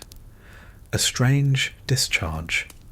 Yellow, cloudy, soaking your underwear before you even make it to the latrine. The stinging becomes constant. A raw, angry pain that doesn't go away no matter how much water you drink. That's gonorrhea. The clap, as the soldiers called it. And once it hits, it doesn't let you forget it. Or maybe it isn't gonorrhea. Maybe it's syphilis. That one starts with sores. Painless at first, almost invisible, just small ulcers that you barely notice. They heal on their own, and you think you're fine. But weeks later, the rash starts. Red spots spreading across your chest, your arms, your legs. They don't itch, they don't hurt, but they mark you just the same. The fever follows, the headaches, the swollen lymph nodes. You're still trying to fight a war, still carrying your rifle, but your body is carrying a secret enemy inside. One that could follow you for years if left untreated. Chlamydia is quieter still. Is barely any symptoms at first, just vague discomfort, a little irritation. Easy to ignore until it spreads, until it scars your insides, until it leaves permanent damage. Some men never even knew they had it until years later, when they tried to start families and discovered the infection had stolen their chance. The army tried to keep it under control. They handed out condoms with awkward lectures, bottles of disinfectant, and stern warnings about staying away from the brothels. Posters went up in the barracks with crude cartoons, slogans about keeping clean, scare tactics about disease ruining your manhood. But loneliness doesn't listen to lectures, and fear doesn't always outweigh desire. For every soldier who stayed cautious, another rolled the dice, and the dice rarely landed clean. The shame was almost as bad as the sickness. You had to report to the medic, lower your pants, and let him inspect the sores, the discharge, the swelling. He'd shake his head, scribble something down, and hand you a syringe filled with penicillin. The injection burned like fire in your hip, leaving you limping for days. The other men laughed, made jokes about catching the clap, nicknamed you VD Joe or Itchy. You laughed along, because laughing was easier than admitting how humiliated you felt. But the jokes faded when complications set in. For some, the infections didn't clear right away. Penicillin worked most of the time, but not always. Some strains were resistant, some men didn't get treated soon enough, and the damage spread. Syphilis could reach the brain if ignored, turning into madness years later. Gonorrhea could scar the urethra, causing pain for the rest of your life. Chlamydia could leave you sterile, robbing you of a future you hadn't even thought about yet. These weren't just temporary embarrassments. They were lifelong punishments for one night of distraction. The statistics piled up quietly. By some estimates, nearly half of all troops in Vietnam contracted some form of venereal disease during their tour. It was that common. Doctors back home knew it, commanders in the field knew it, and soldiers joked about it because the truth was too uncomfortable. The other war wasn't against the Viet Cong. It was against infections passed from body to body in the shadows of every town near a base. You start to dread the trips to town, not because you don't want the relief, but because you don't want the aftermath. You sit in the bar with your buddies, nursing a drink, listening to the music. But your mind drifts to the stories. The soldier who came back with sores that never healed. The one who ended up in the hospital, delirious from untreated syphilis. The one who swore he used protection, swore he was careful, and still came back burning. You weigh the risk, the need, the loneliness, and you realise the jungle has found another way to make war on you. Years later, the shame lingers. Veterans talk about it in hushed tones, if they talk about it at all. Some carry scars, some carry regrets, some carry diseases that never fully left. The war gave them nightmares and bad lungs, but it also gave them infections they never wanted to admit to. Families never knew. Wives never heard the full story. Doctors pieced it together decades later when symptoms reappeared. The other silent war, fought in back alleys and dim rooms, left scars just as real as any bullet. And through it all, the fighting outside continued. Patrols still left at dawn, firefights still erupted in the paddies, rockets still screamed into bases at night. You could be crouched in a foxhole, bullets snapping overhead, and all the while you were dealing with the raw sting of gonorrhea, or the exhaustion of hepatitis, or the creeping dread of syphilis. The war didn't separate the battlefields. They all overlapped, each one breaking you down in its own way, each one demanding strength you didn't have to spare. You light another cigarette, shift uncomfortably on your cot, and wonder how many enemies your body can fight at once. The bullets are obvious, the bombs are loud, but the infections are quiet, hidden, spreading without fanfare. And in a place where survival is already a daily negotiation, even the smallest infection feels like one more nail driven in. The jungle never stops pressing down on you. It isn't just hot here, it's suffocating. The moment the sun rises, the air turns into a wall of steam that settles on your skin and refuses to leave. You sweat instantly, beads running down your face before you've even laced your boots. By mid-morning, your shirt is plastered to your back, your trousers soaked through, your helmet a metal oven trapping heat against your skull. You can drink until your stomach sloshes, and still it won't be enough. The heat always wins. At first, you tell yourself it's just discomfort. Everyone sweats, everyone groans, everyone jokes about sweating off 20 pounds.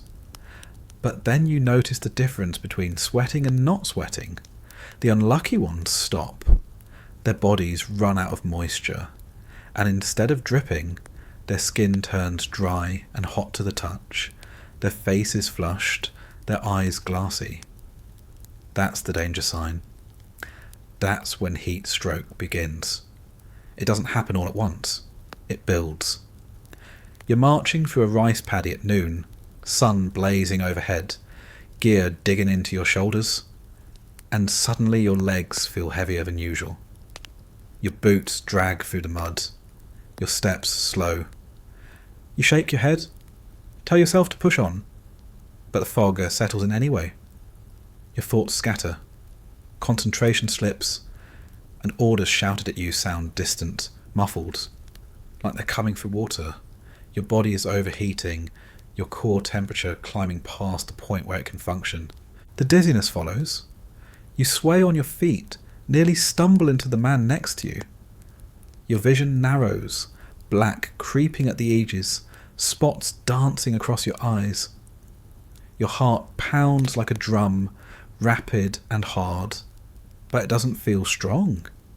It feels frantic, desperate, out of control. You can hear it in your ears, thudding in your skull, drowning out everything else. Your skin burns, every inch hot enough to scald, but your muscles feel weak, trembling as if they're about to give up completely. Then comes the collapse. One moment you're walking, the next your knees buckle, and you're in the mud. You can't get up. Your rifle slips from your hands, your pack drags you down, and you just lie there while the column keeps moving forward. Your sergeant shouts, your buddies rush to grab you, but your body doesn't respond. Your lips barely move, your words slur, your eyes roll back. You're still alive, but you're fading, burning out like an engine that's been run too hard for too long. The medics know what it is instantly. Heat stroke. They drag you into the shade, strip off your gear, pour water over your head and chest, fan you with their helmets.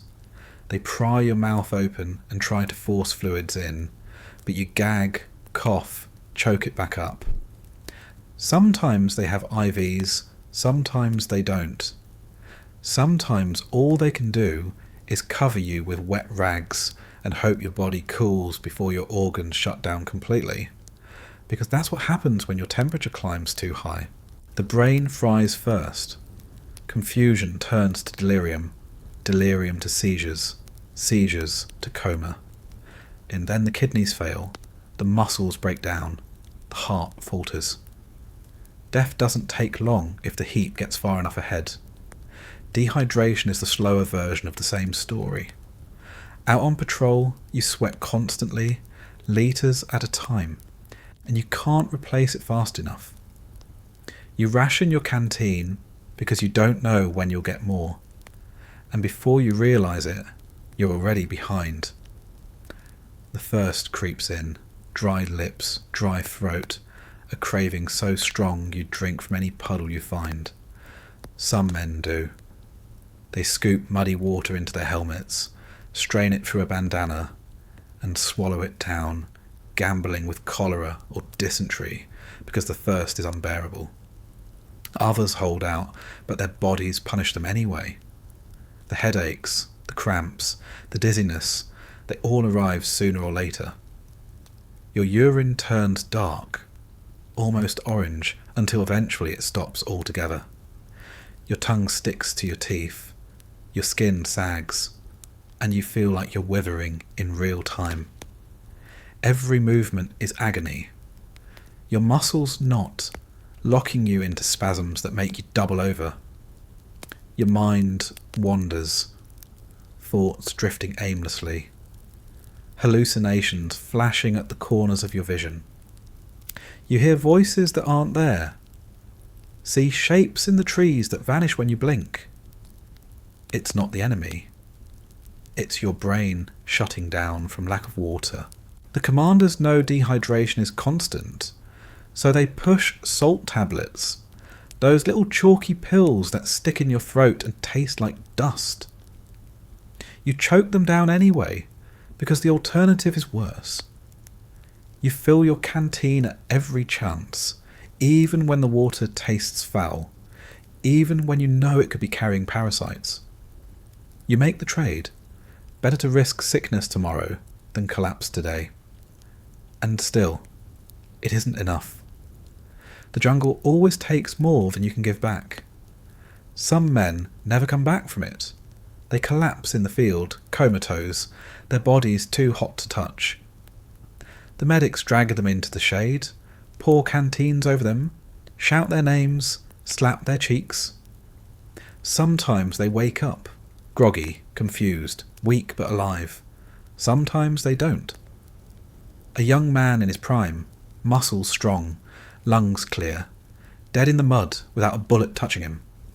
Just heat and thirst. Just the weight of a climate that kills silently. The humiliation is always there too.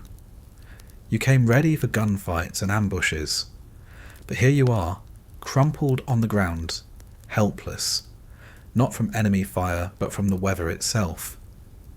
You feel pathetic, ashamed, like your body betrayed you in front of everyone. But deep down, you know it isn't weakness. It's inevitability. Nobody wins against the heat forever.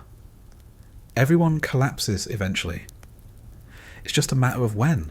The veterans remembered it more than they expected. Back home, decades later, a hot summer day would bring it back instantly. The dizziness, the pounding heart, the taste of salt and dust. Some still couldn't stand the sun on their backs, couldn't mow a lawn or sit on a porch without remembering the moment they fell into the mud. Sure they were about to die without ever seeing the enemy's face. The jungle had branded them in ways that never faded. And yet, the patrols didn't stop. The sergeants still barked orders. The missions still pressed on.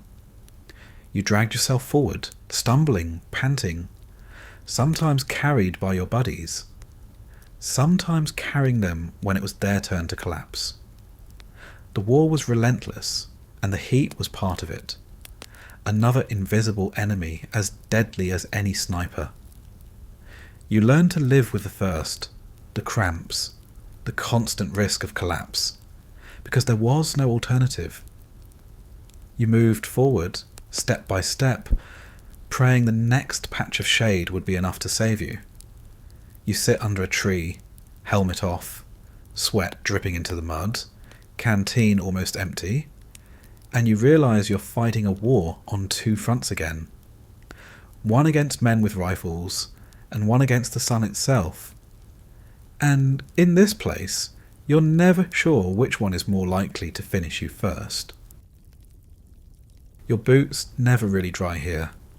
You could wring them out, leave them by a fire, stuff them with rags, and by the next morning they'd still be damp. The air is too heavy, too wet, too unforgiving. Every march plunges you into more mud. Every patrol crosses another flooded paddy. Every night fills your socks with sweat. After weeks of it, your feet stop feeling like your own. They feel like sponges, like soggy meat wrapped in leather, softening more each day until they start to rot inside your boots. That's when trench foot and tropical ulcers take over. It starts with a tingling, a numbness that creeps into your toes after a long day in the paddies. You wiggle them, shake your boots out, try to ignore it. But the numbness lingers, and by the next morning it's joined by swelling. Your feet puff up, skin stretched tight, reddened, tender to the touch. You lace your boots anyway, because you have no choice. The pain begins the moment you start walking, a throbbing ache with every step, but orders don't stop for aching feet. As the days go by, the skin begins to change. It pales, then turns blotchy, sometimes white, sometimes grey, sometimes mottled with purple patches. The flesh looks waterlogged, like it's been left in a tub too long. Blisters form across your heels and toes, filling with cloudy fluid that bursts as you march, soaking your socks in pus. The smell worsens, not just sweat, not just damp fabric, but the sweet, sickly odour of decay. Your buddies wrinkle their noses, joke about you carrying the jungle home in your boots, but the laughter fades when they see their own toes starting to turn the same colours. Trench foot doesn't stop at blisters. The infection sets in quickly, feeding on the soft, deadened skin. Small sores turn into open wounds, ulcers that spread wider every day. Your socks rub against them, your boots grind into them, and the pain intensifies until every step feels like fire shooting through your legs. You limp, you drag your feet, you fall behind, but there's no stopping. The patrol moves forward, and you stumble with it, blood and pus oozing into the fabric of your socks until they stick to your wounds. The ulcers are worse. They dig deeper, eating into muscle, sometimes down to the bone. The edges turn black, necrotic, the tissue dying faster than your body can heal. Flies swarm around your feet when you take your boots off. Drawn to the stink, laying eggs in the open flesh if you're not careful. You swat them away, scrape the maggots out when they appear, gagging as you do it, because you don't want to imagine what it means for your body to become a feeding ground. The medics do what they can. They clean the wounds with iodine, wrap them in gauze, hand you antibiotics if there are any left, but supplies run short, and half the time the bandages soak through before you've even finished your next patrol. They tell you to dry your feet, to change your socks, to rotate pairs. You laugh bitterly, because what socks? The extra pair you brought was soaked weeks ago, and even the dry ones never stay that way. The jungle doesn't allow dryness. It makes a mockery of the instructions printed in the manuals. Some men lose toes, others lose whole feet. The rot spreads too fast, the infection climbs too high, and the only solution is the surgeon's knife. Amputation becomes the price for survival. Men hobble out of the war on crutches, lucky to be alive, unlucky to be whole. Others don't even make it that far. The infection moves into the bloodstream, septicemia sets in, and the fever burns them out before help can arrive. You don't die in a firefight. You die in your cot, delirious, raving, your body consumed by bacteria that started in your toes. The psychological weight is enormous. You dread unlacing your boots, dread peeling off your socks, dread looking at what's underneath. You sit with your buddies, all of you pretending not to notice the smell, each of you secretly worried you're next. The jungle rots everyone eventually. It's just a matter of time. You scratch at your ankles, press at the swelling, feel the tenderness growing, and you know it's already begun. The humiliation cuts deep. You train to be a fighter, a survivor, someone who could carry a rifle and hold your ground. But here you are, limping like an old man, crippled not by enemy fire, but by wet socks. You don't want to admit it. You don't want to show weakness. So you push forward, gritting your teeth, hiding the limp as best you can, until finally the pain breaks through and you stumble in front of everyone. The sergeant barks at you, but the truth is he's limping too. Everyone is. The jungle doesn't spare anyone. At night, the pain doesn't stop. You lie awake, feet throbbing, every pulse a reminder of the infection spreading. You try to sleep, but the itch, the burn, the ache won't let you. You shift constantly, pulling your boots off, then back on when the mosquitoes swarm your wounds. The cycle repeats until dawn, when you lace them up again and start the whole miserable process over. The veterans who lived through it remembered the smell most of all.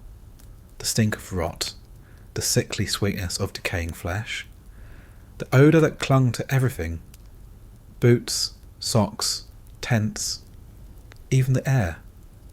They remembered the sight of their own feet, mottled and oozing, and the horror of knowing the jungle was eating them alive.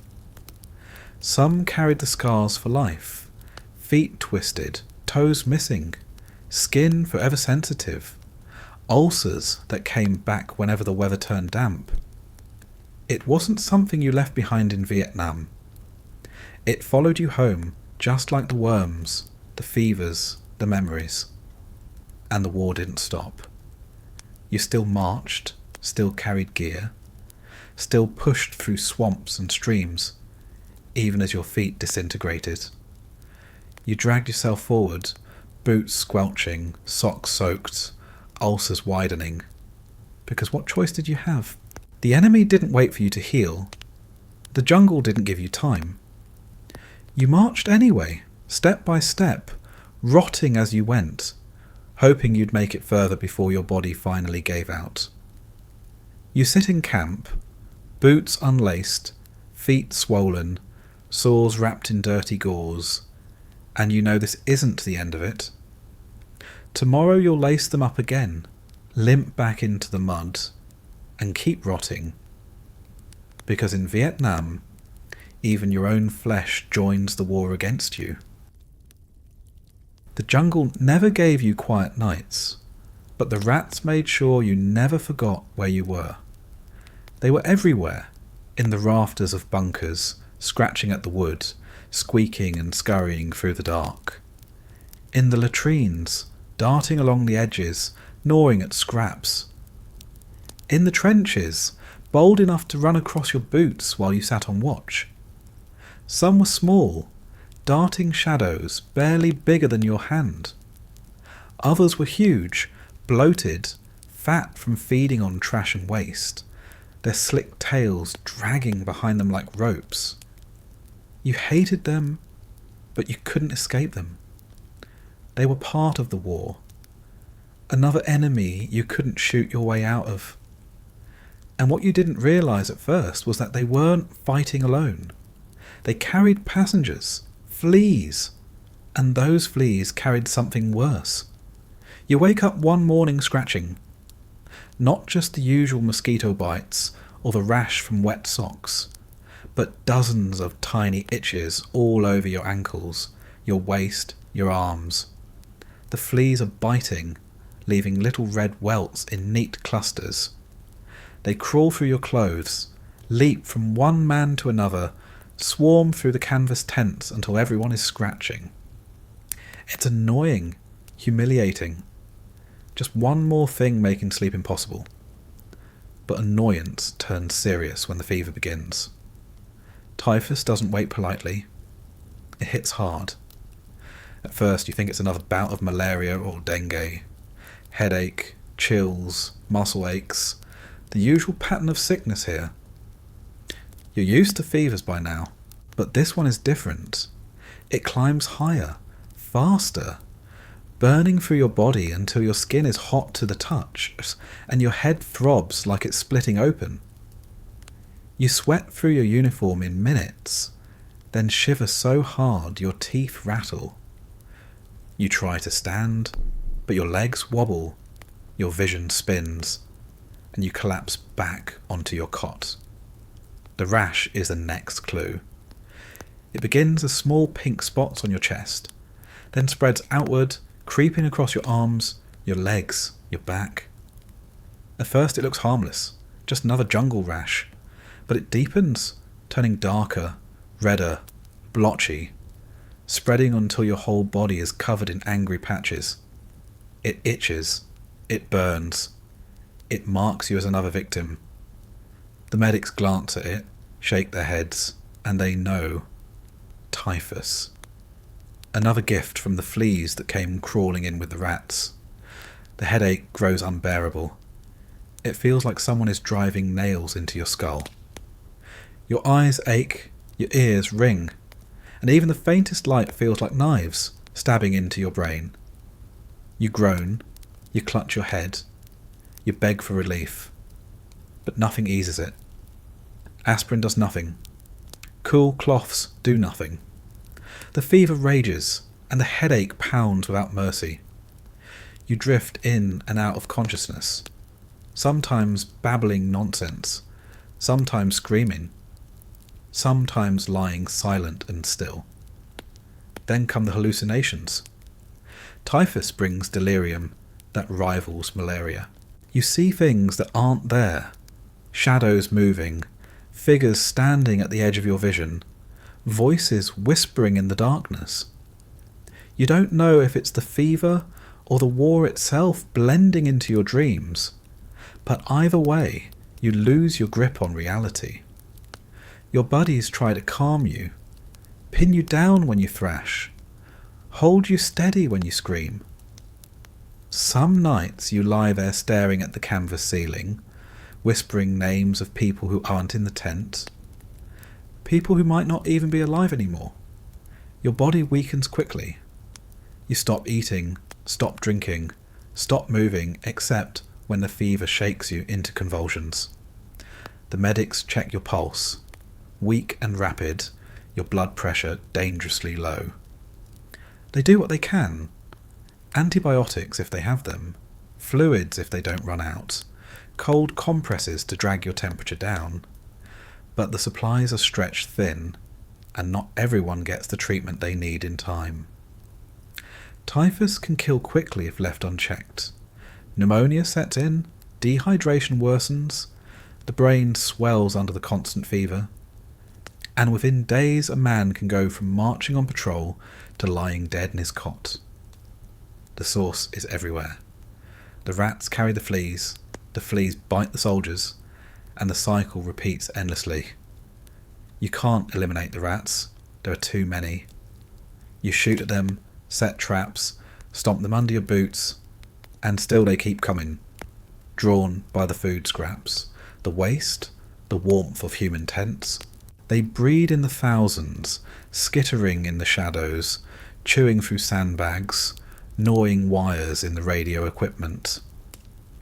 You hate them for stealing your food, but you hate them more for what they carry. Because every rat is a potential delivery system, every flea a tiny needle injecting sickness straight into your bloodstream.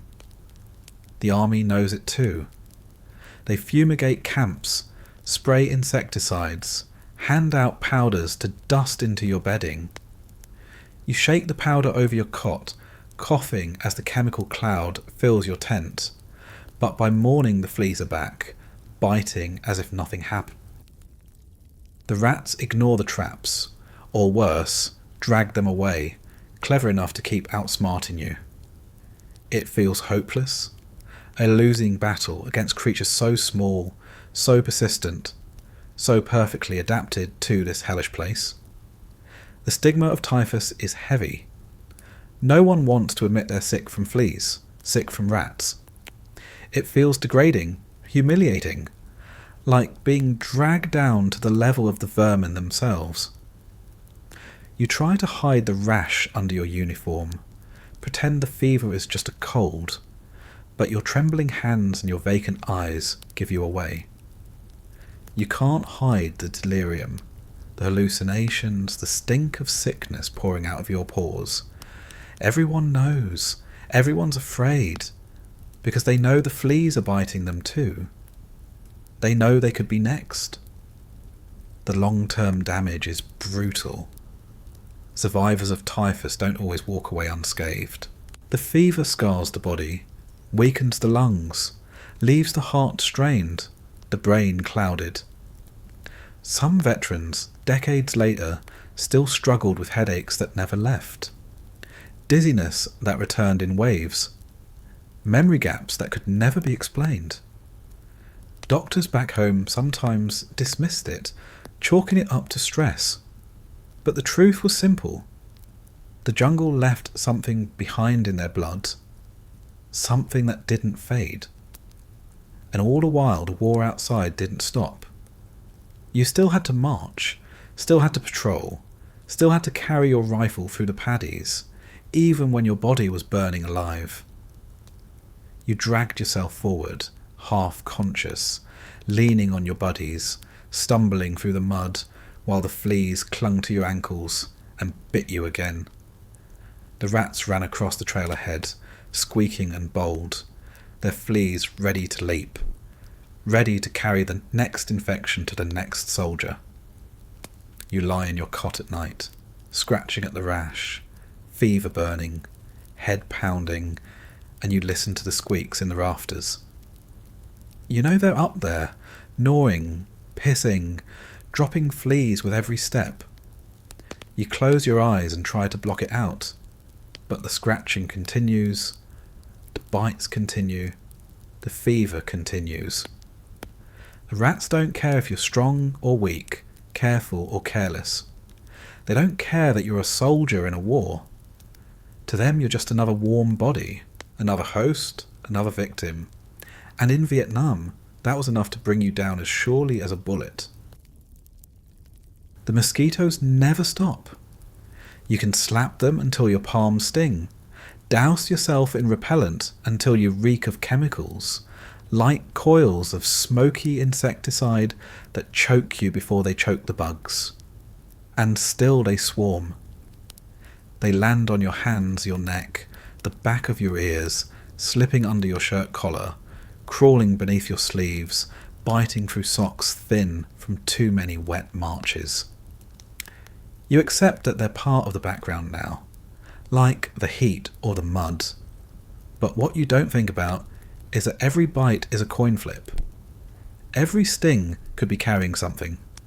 Malaria, dengue, filariasis, and something far less common but far more terrifying, Japanese encephalitis. The name doesn't sound menacing at first. Another fever, you think. Another jungle illness that will knock you down for a few days before spitting you back out. But this one isn't just fever.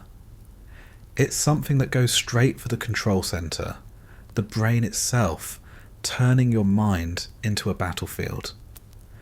It's why soldiers compared it to playing Russian roulette with every bite. Most mosquitoes give you nothing but welts. A few load you with misery, and a rare, unlucky one injects you with a virus that decides to burn through your brain cells. The sickness starts innocently enough. A headache. You've had hundreds of them already. Heat, dehydration, hunger, stress. They all deliver headaches daily. But this one lingers, stronger each hour, pressing down behind your eyes like a weight you can't shake.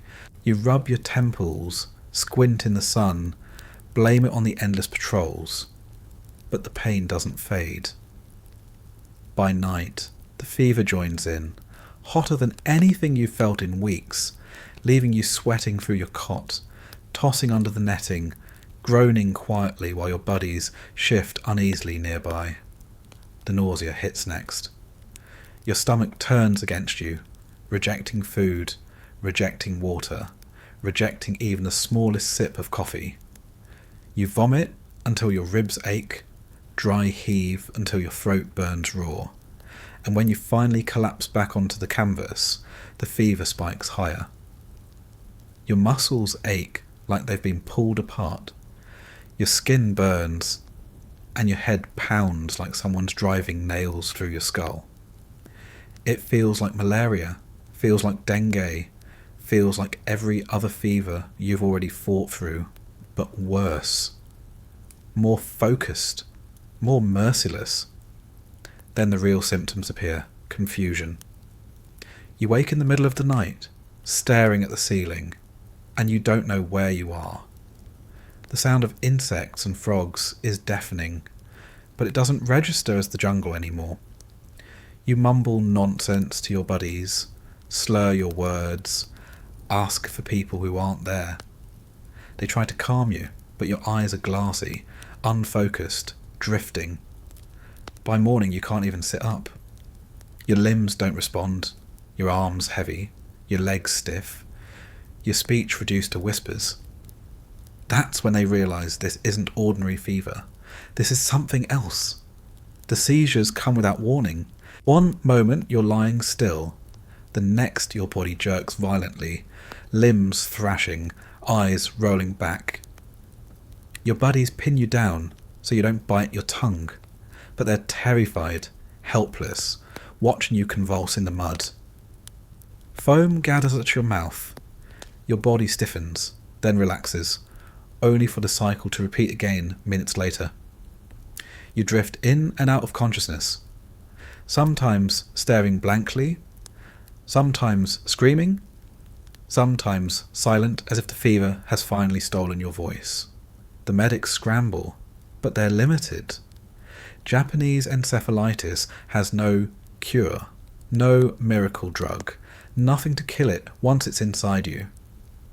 They can only treat the symptoms, try to control the seizures, keep you hydrated, keep you alive while the virus either burns out or burns through.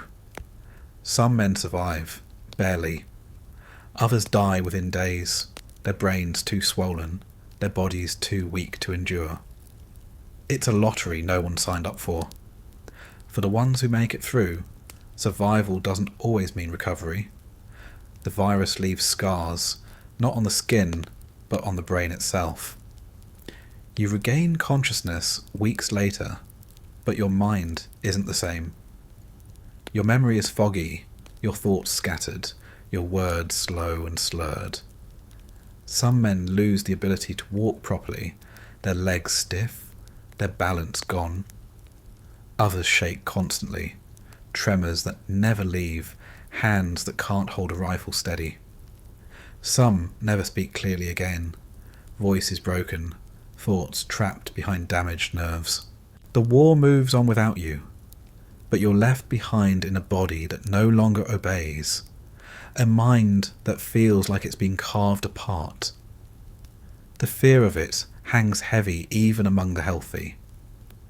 You sit under the mosquito net at night, swatting at the buzzing wings, wondering if the next bite will be the one.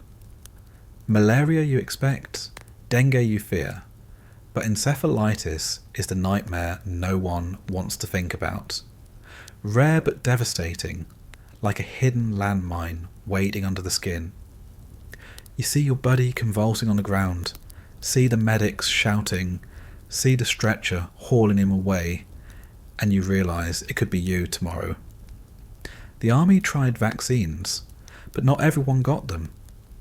Supplies were limited, side effects were nasty, and sometimes the protection didn't last.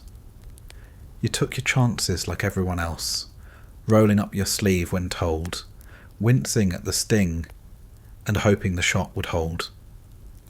But in the jungle, hope was never enough.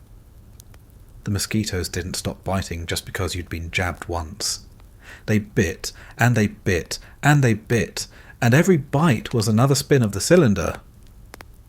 Back home, the veterans who survived it carried the marks for life. Neurological scars, tremors, memory loss, seizures that returned years later. Doctors in quiet clinics, thousands of miles from the jungle, asked them about head injuries, about strokes, never realizing the truth was a virus carried by a mosquito in a swamp decades earlier. The war followed them home in ways no one could see, except in the way they stumbled when they walked or stared blankly when trying to remember simple words. And while all of this happened, the fighting outside never stopped. The war didn't pause for your seizures, didn't slow down for your brain to recover. Patrols still left at dawn, ambushes still erupted at dusk. Helicopters still roared overhead, carrying away men who might never come back whole. You carried your rifle with trembling hands, squinted through yellowed eyes, stumbled through the mud with legs that felt like stone, and still you marched, because there was no other choice. The mosquitoes bit you yesterday, they bit you today, and they'd bite you again tomorrow. And every time you wondered if this was the spin that would end with your brain on fire. You lie under the netting at night, drenched in sweat, too weak to swat at the buzzing. You stare at the ceiling, words slipping from your grasp, thoughts dissolving into haze, and you realise you're not just fighting the war outside. You're fighting the war inside your own skull. And in Vietnam, the mosquitoes always have the upper hand. By now, you know mosquitoes aren't just a nuisance. They're carriers, little flying syringes injecting misery into your bloodstream one bite at a time. You've already learned to fear malaria, dengue, encephalitis, but there's another infection that works more slowly, almost politely, until suddenly it doesn't. Filariasis.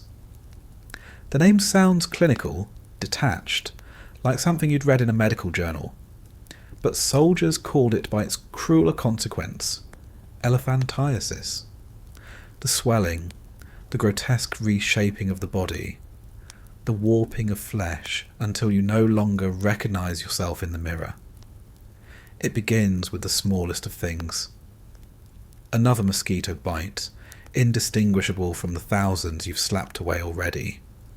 This one carries tiny worms, microscopic larvae, so small you'd never notice them entering your bloodstream. They drift quietly through your body, travelling along with your red cells, looking for a home.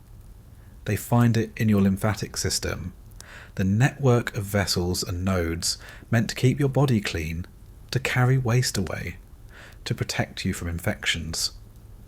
Once they're there, they settle in like squatters who refuse to leave. At first, nothing feels different. You're tired, but everyone's tired. You have aches, but aches are part of life here. Then, after weeks or months, the symptoms start. Fever comes and goes, sometimes mild, sometimes burning, never predictable. Your lymph nodes swell, tender lumps under your arms, in your groin, along your neck. They ache with every step, every movement, like bruises buried deep in your flesh. You shrug it off as another infection, another jungle bug gnawing at you. But this one doesn't fade. It digs deeper. The swelling is the first unmistakable sign. Your legs puff up, your feet balloon until your boots no longer fit. You lace them tighter, thinking it's temporary, just water retention, just exhaustion. But the swelling doesn't go down. It gets worse. By night, your skin is stretched tight, red and shiny, your toes unrecognisable. Walking becomes a limp, a shuffle, a burden. You sit on your cot, staring at your feet, wondering how much longer they'll even carry you. Then it spreads. The scrotum, the testicles, the genitals, suddenly swollen, heavy, dragging you down in ways more humiliating than painful. You can't walk without discomfort, can't sit without shifting constantly, can't even relieve yourself without a grimace. The skin thickens, folds over itself, the swelling grotesque, obscene, something you never imagined happening to a body as young as yours. Your buddies try not to look, try not to joke, because it isn't funny. It's horrifying. And the knowledge that it could happen to them too silences any laughter before it starts. The worms don't stop multiplying. They clog the lymph vessels, blocking the flow of fluid, turning your body into a dammed up system with nowhere for the water to go. The swelling grows permanent. The tissues harden, scarred, thickened until the skin feels like leather. You scratch constantly, the itching unbearable, but scratching only breaks the surface and opens it to infection. Ulcers form, oozing pus, reeking in the heat. Flies gather, ants crawl, and the humiliation deepens. The medics know what it is, but there's little they can do. The anti-parasitic drugs are rare, sometimes unavailable, and even when given, they don't undo the damage already done.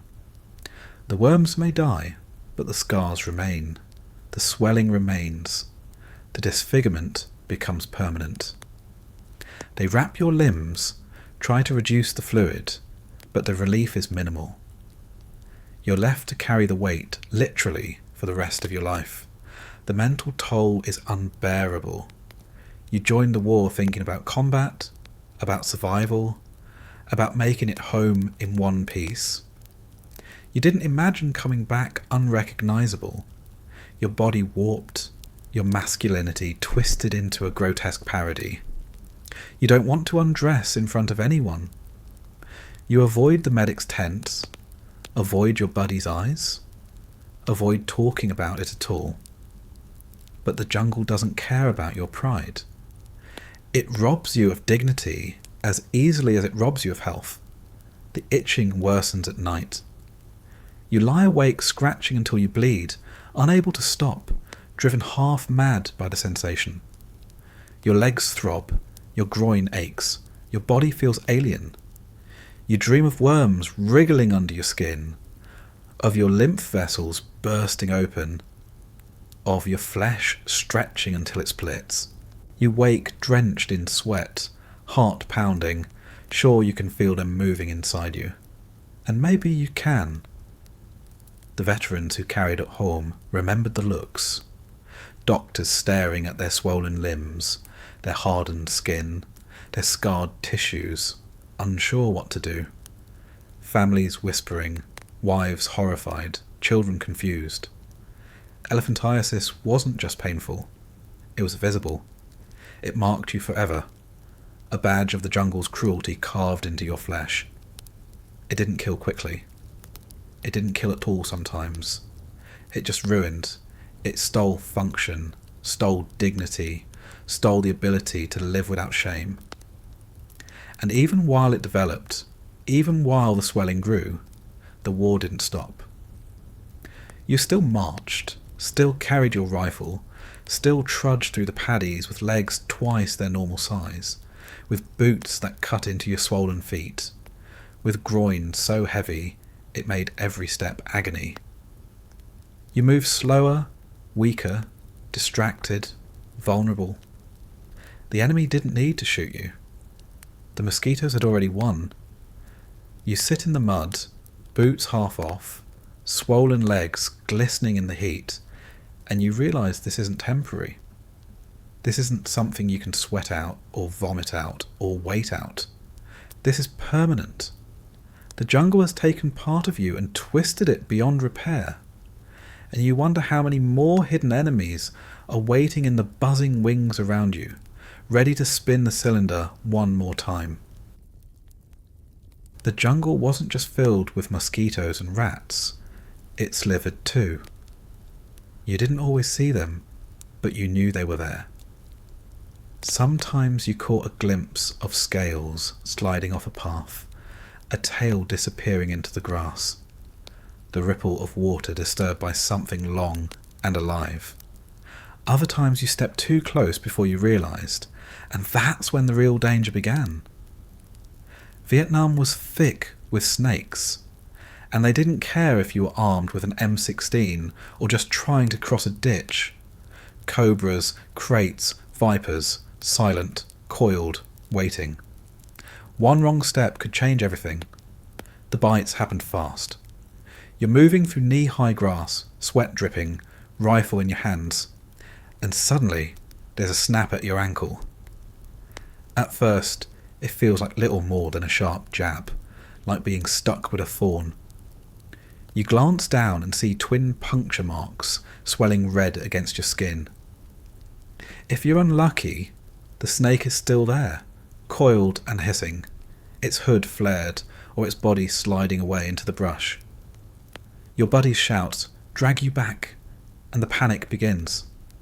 The venom works quickly. With cobras, the neurotoxin goes straight for your nerves. Your muscles twitch, then weaken, then stop listening to you altogether.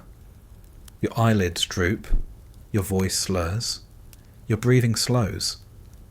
You try to shout for help, but your lips barely move, your tongue heavy and numb. Your buddies shake you, shout at you to stay awake, but your chest rises slower each minute. You're not bleeding, not screaming, not even sweating more than usual. You're just paralysed, fading, suffocating silently as your lungs forget how to work. Other snakes deliver a different kind of misery. The pit vipers, the Russell's viper, the bamboo pit. Those fill your veins with hemotoxins, The swelling comes first, your leg puffing up until the skin stretches shiny and purple. Then the pain arrives, searing, deep, burning from the puncture site all the way up your thigh. It feels like fire in your bloodstream, like your veins themselves are melting. The swelling spreads until your entire leg is unrecognizable, bloated, oozing fluid through blistered skin. The flesh begins to rot before your eyes, black patches forming around the wound, muscle dissolving into mush. Every second is agony, and if that weren't enough, the venom eats your blood too. You start bleeding from your gums, your nose, the corners of your eyes. Tiny bruises pop up all over your body, dark purple splotches that spread like ink stains. Cuts that should have healed reopen, oozing steadily, refusing to clot. Your buddies wrap you in bandages, but the blood soaks through before long. The jungle floor around you turns red, and you realise the snake didn't just bite you. It turned your own body into a weapon against itself. The army carried anti-venom, but it was never enough. There were too many species, too many bites, too many different venoms, and the treatments weren't always the right match. Sometimes you got the injection in time and lived, but the side effects hit hard. Fevers, rashes, shock. Sometimes the medics didn't have the right vial, or they had none at all, and then it was just pressure bandages, hope and prayer. You were loaded into a helicopter, if you were lucky enough to be near one, flown to a hospital where doctors scrambled to save what was left of your leg or your life. But often the jungle was faster than the chopper. Even when the venom didn't kill, the wound itself often did. The jungle teemed with bacteria. Every cut instantly swarmed by invisible armies. Snake bites were no exception. The punctures festered, swelling with pus, red streaks racing up your veins as infection spread. You burned with fever. Your wound oozed. Your body shook with chills. The medics cleaned it as best they could, but soap and sterile water were luxuries out here. They poured iodine into the wound, wrapped it, changed the dressing daily, and still the infection grew worse. Some men lost their limbs, not because of the venom, but because rot consumed them from the inside out. And infections didn't wait for snakes. Every scrape, every blister, every nick from barbed wire or thorn carried the risk. You tripped in the mud, cut your shin on a rock, thought nothing of it, and within days the leg swelled, turned red, then black. Boils formed, pus pockets that throbbed until they burst, drenching your socks in stink. Tropical bacteria were merciless, thriving in the heat, multiplying faster than the medics could fight them. Soldiers who thought they'd survived the bite found themselves facing amputations weeks later, their bodies unable to outpace the infection, chewing through flesh and bone. The paranoia never left you. Every step in tall grass was a gamble. You kept your eyes low, your ears straining for the faint hiss or rustle that might warn you in time. At night, you zipped your netting tight, boots tucked close, gear sealed because you'd heard the stories. Snakes slipping into cots, curling up in boots, sliding across bare chests, while soldiers lay frozen, afraid to move. Some woke to the sharp bite on their arm or neck, venom already working before they could even shout. The fear of snakes was primal, but the fear of infection was constant. Even if you avoided the fangs, you couldn't avoid the cuts. You hacked through brush with your machete, and the vines slashed you back. You crawled through ditches, scraping your elbows, your knees, your hands raw. You carried those wounds like open doors, and the jungle happily walked through. The infections left scars across entire units. Men limping, men bandaged, men groaning at night while pus soaked through gauze. The enemy didn't need to set an ambush. The jungle had already slowed you down. The humiliation returned with every bandage. You weren't felled by a bullet. You weren't injured in a firefight. You were laid low by a snake hidden in the weeds, by a cut from a thorn, by the invisible teeth of bacteria. You didn't feel like a soldier. You felt like prey, and in truth, you were. Out here the war wasn't just against men. It was against nature itself, and nature always had more ways to hurt you than you could count. The veteran remembered it with a shudder. The faces of men foaming at the mouth after a cobra bite, the legs swollen to twice their size after a viper strike, the stink of rotting wounds, the groans of men losing battles with infections they never thought twice about. Some carried the scars forever, missing limbs, disfigured skin, nerves destroyed by venom.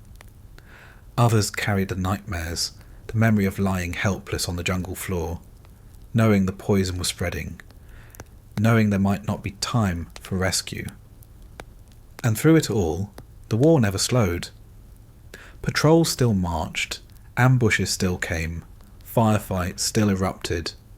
You marched with bandaged legs, with infected cuts, with swollen ankles, with trembling hands, because there was no other choice. The jungle bit you, burned you, rotted you, and you still shouldered your rifle and moved forward. Because if you didn't, the war itself would swallow you whole just as surely as the snakes and the microbes already were. You sit in camp, boots off, ankle swollen, wound oozing under a wrap of dirty gauze, and you know it's only a matter of time before you're limping back into the mud again. You stare into the brush, listening for the rustle of scales, the hiss that might mean another strike, and you scratch at the scabs covering your arms, wondering which will heal and which will turn septic by morning. Out here, every step, every scrape, every bite feels like the jungle rolling dice with your body, and the house always wins eventually.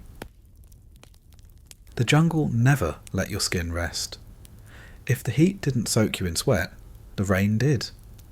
If the rain didn't drench you, the rivers and paddies finished the job. Your uniform was never dry, your boots never dry, your socks never dry, and eventually your own body turned into a breeding ground. You didn't need to be bitten, scratched, or poisoned. All you had to do was exist in the constant damp, and the fungi showed up, setting up shop across your skin like they owned it. It started small, and that was the worst part. Just an itch, a patch of redness between your toes, a flaky circle on your forearm, a raw, chafed area under your armpit where the fabric rubbed too long. Nothing serious. You scratched at it, muttered about athlete's foot, and moved on. But the jungle doesn't let small things stay small. Within days the itch became relentless, burning, impossible to ignore. The patches spread wider, ring-shaped sores with raised edges, scaly and angry, the hallmark of ringworm. Not a worm, but it might as well have been, the way it crept across you. Your skin cracked, peeled, bled. You scratched until you opened the sores, until they oozed in the heat. And still the itch didn't stop. Every night under the net you clawed at yourself, trying to find relief. But relief never came. Your buddies complained about the smell, about the stink of sweat mixed with infection, about the scabs you left behind on your cot. But they had their own patches too. Everyone did. The jungle didn't play favourites. Then came the candida. Yeast infections that thrived in the constant wet, the folds of skin that never saw air. Your groin, your armpits, the corners of your mouth. Everywhere that stayed moist became a target. The rashes were red, raw, inflamed, burning constantly. Your crotch turned into a battlefield of its own, the itching unbearable, the chafing turning every step into agony. The soldiers called it crotch rot, and no amount of powder could keep it at bay. You poured on the medic's talk until it caked in your underwear, until it felt like sand grinding into open sores, and still the fungus thrived. Some infections went deeper. Toenails thickened, yellowed, curled into claws that dug into the skin. Fingernails turned brittle, breaking off in jagged pieces. Thrush coated tongues and throats, white patches that stung every time you swallowed, leaving you gagging on food and water alike. The medics tried ointments, creams, powders, but supplies were scarce, and the climate undid any treatment within hours. You smeared on antifungal cream in the morning, and by noon your sweat had washed it away, leaving the rash free to spread again. The psychological toll gnawed at you as much as the fungi did. You could handle bullets, maybe even malaria, but there was something humiliating about rotting alive from the skin out. You smelled it constantly, the sour, musty odour of fungal growth mixed with sweat. You felt it constantly, the itch, the burn, the chafing. You couldn't escape it. It was in your boots, in your crotch, in the seams of your shirt. You stopped feeling human. You felt like compost. Like the jungle itself was breaking you down, the way it broke down everything else that stayed too long in the damp. Sleep was a joke. You lay awake scratching, groaning, tossing, turning. Your buddies cursed you for keeping them up. But they were scratching too, each man clawing at himself under the netting, a chorus of misery in the dark. The sound of crickets, the buzz of mosquitoes, and the constant rasp of nails on skin blended together until you couldn't tell which was worse. The itch never stopped, even in dreams. You'd wake with bloody fingertips, scabs under your nails, rags of skin stuck to your sheets. And then there were the tropical ulcers caused by fungal infections that dug deeper than the skin. Open sores that refused to heal, spreading wider, oozing pus, crawling with bacteria. Some men developed jungle sores so large they could see tendon and bone beneath, the fungus carving tunnels through flesh, while bacteria rushed in to finish the job. The medics cut away the dead tissue, scraping, cleaning, pouring iodine until the man screamed, but the wounds always came back. Out here, fungi weren't just nuisances. They were predators, relentless, patient, impossible to kill. The shame was constant. You didn't want to take your boots off in front of others, didn't want to expose the rotting skin, the yellow nails, the raw crotch.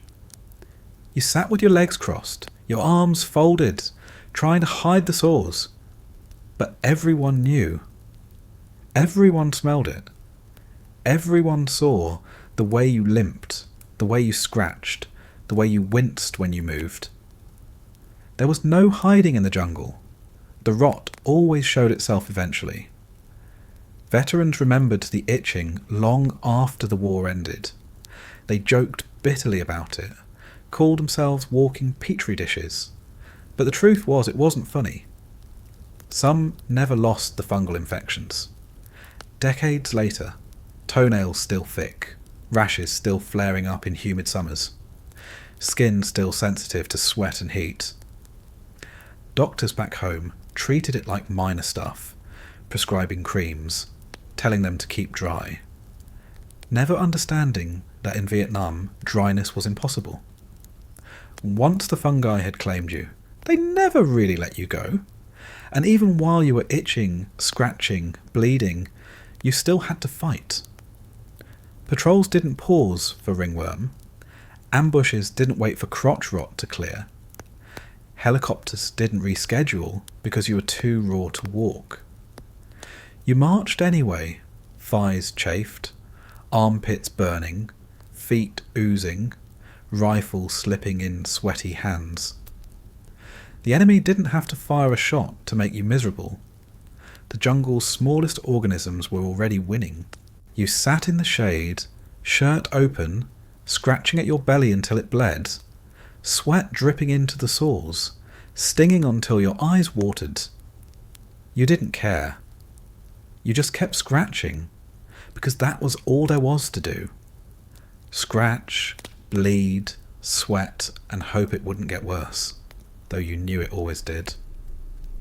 The jungle wasn't content with bites and fevers and worms. It wanted to rot you in every way it could, outside and in, until you were nothing but a hollow shell covered in sores. The jungle tried to take you down fast with fevers, parasites, infections and rot, but it also had slower weapons. Diseases that didn't kill in a day or a week, but clung to you, dragging you down little by little until you barely noticed how sick you were. Tuberculosis was one of those enemies. You didn't catch it from a snake or a mosquito or a puddle. You caught it from each other, from coughing in crowded tents, from sharing the same stale air, from being crammed together in conditions where every cough hung in the air long after the man who made it had gone quiet. At first, it was just a cough. Everyone coughed in Vietnam. The air was thick with smoke from burning waste, with dust from helicopters, with mould spores from the jungle. But this cough didn't stop. You hacked until your throat burned, until your ribs ached, until you spat into the dirt and noticed streaks of red mixed in with the phlegm.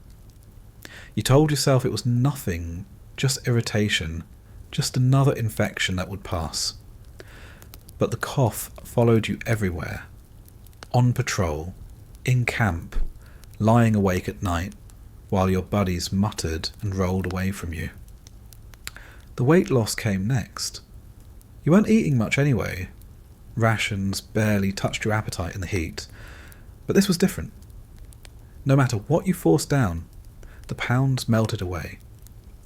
Your uniform hung looser, your cheeks hollowed, your belt cinched tighter. You felt weak, drained, your muscles softening, your body shrinking into itself. Some men joked you looked like a skeleton marching with a rifle, but the joke had an edge. Everyone knew what it meant when a man wasted away like that. The fever was steady, low, but constant. You sweated at night, your shirt drenched, your cot soaked through, the heat clinging to you even in the cool hours before dawn. Chills shook you without warning, teeth chattering as if you were standing in snow instead of the tropics. You wrapped yourself in a damp blanket, shivered until exhaustion won, then woke again, drenched in sweat, throat raw from coughing. The medics recognised it, but there wasn't much they could do. They tested what they could, listened to your chest with stethoscopes that crackled faintly, frowned at the sound of fluid in your lungs.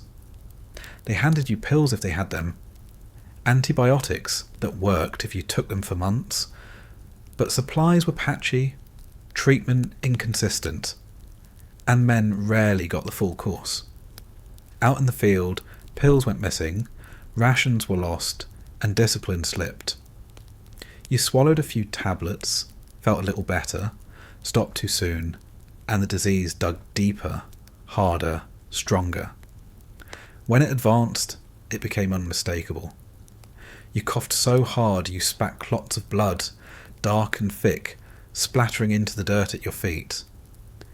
Your chest ached constantly, each breath a sharp stab, each inhale shallow because deeper breaths brought pain. Your buddies grew wary of sitting too close. They pulled their cots a little farther away, not out of cruelty but fear, because everyone knew TB was contagious, and no one wanted to be the next skeleton hacking up blood in the night. And TB wasn't the only guest that lingered. There were others. Diseases that slipped in quietly and refused to leave. Chronic bronchitis from breathing smoke and dust day after day. Lungs scarred until every winter cough, decades later, felt like Vietnam was still inside you. Pneumonia that kept coming back, never fully clearing, leaving you weak, short of breath, drained before your body could recover. Parasitic infections that lay dormant, flaring years after you thought you were free. Hepatitis that never left, smouldering quietly in the liver until cirrhosis set in. You lived in a body that felt occupied long after you left the war. Men came home but never came back whole. They sat in doctors' offices stateside, coughing into tissues, describing night sweats and fatigue, and the doctors shook their heads, asked about travel, asked about exposures. Vietnam was the answer every time. The jungle had given them stowaways that refused to surrender. The stigma was heavy. No one wanted to admit they were infected. No one wanted to be marked as contagious. No one wanted to be set apart. You coughed into your sleeve, hid the blood, forced a laugh when your buddies asked if you were all right. You told yourself it was just the humidity, just a lingering cold. You didn't want to believe it was something worse, something that might follow you forever. But denial didn't stop the wasting. It didn't stop the fevers. It didn't stop the blood staining your handkerchief red every morning. The war didn't slow for lingering guests. You still marched with lungs burning, still crouched in foxholes hacking into the mud, still tried to aim your rifle while dizziness blurred your vision. You dragged your wasted body across paddies, every breath shallow, every cough rattling your ribs because there was no pause button. The Viet Cong didn't wait for your lungs to clear. The jungle didn't give you rest days. You kept moving, coughing blood into the mud, praying you'd have enough breath left to make it back. The veterans remembered it years later, the hollow feeling in their chests, the exhaustion that never left, the diseases that showed up again decades later like unwelcome ghosts. Some died of tuberculosis long after the war, their lungs scarred beyond repair, the infection lying dormant only to awaken when their bodies weakened with age. Others carried hepatitis or chronic parasites that no one at home understood. Doctors shrugged, puzzled, while the veterans knew the truth. Vietnam had never left them. You sit on your cot, coughing into your hand, wiping blood across your trousers, chest aching with every breath, and you realise the jungle isn't finished with you. It doesn't just attack fast.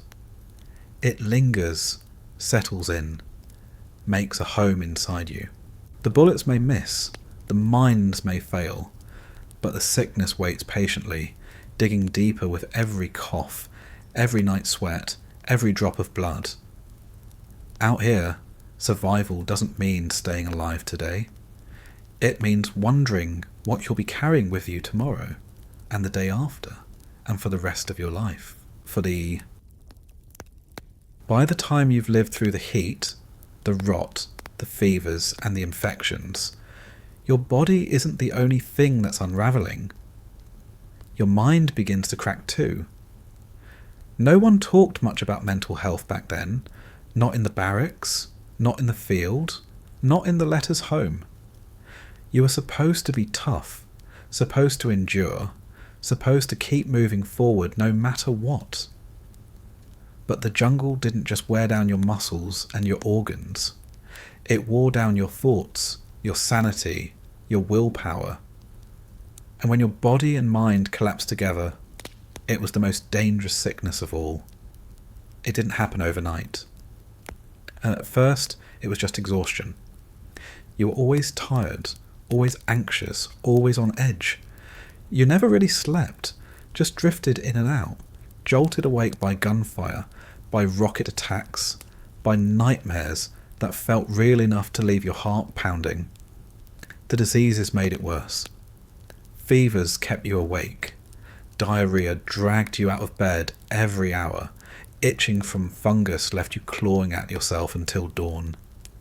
Even when nothing was happening, you never rested.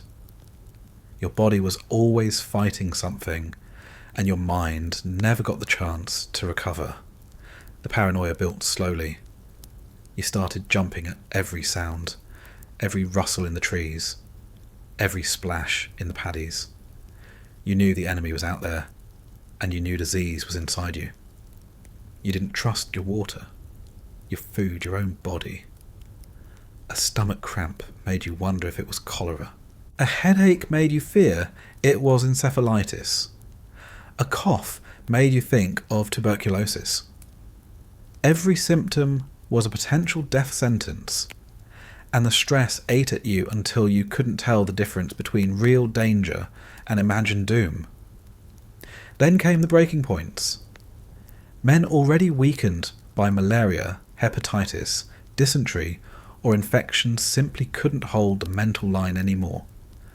They were delirious from fevers, confused from dehydration, hallucinating from high temperatures, or encephalitic swelling. They shouted nonsense in the middle of the night, ripped at their own clothes, ran out of tents half naked in the rain. Some sat catatonic for hours, staring at the ground, unresponsive, their minds slipping away even while their bodies still sat upright. Others broke down sobbing, clutching their rifles like children clinging to toys, begging for help they couldn't even describe. The army called it combat fatigue, or just weakness, but everyone who saw it knew it wasn't that simple. It was a combination of the jungle, the disease, the constant fear, the endless exhaustion.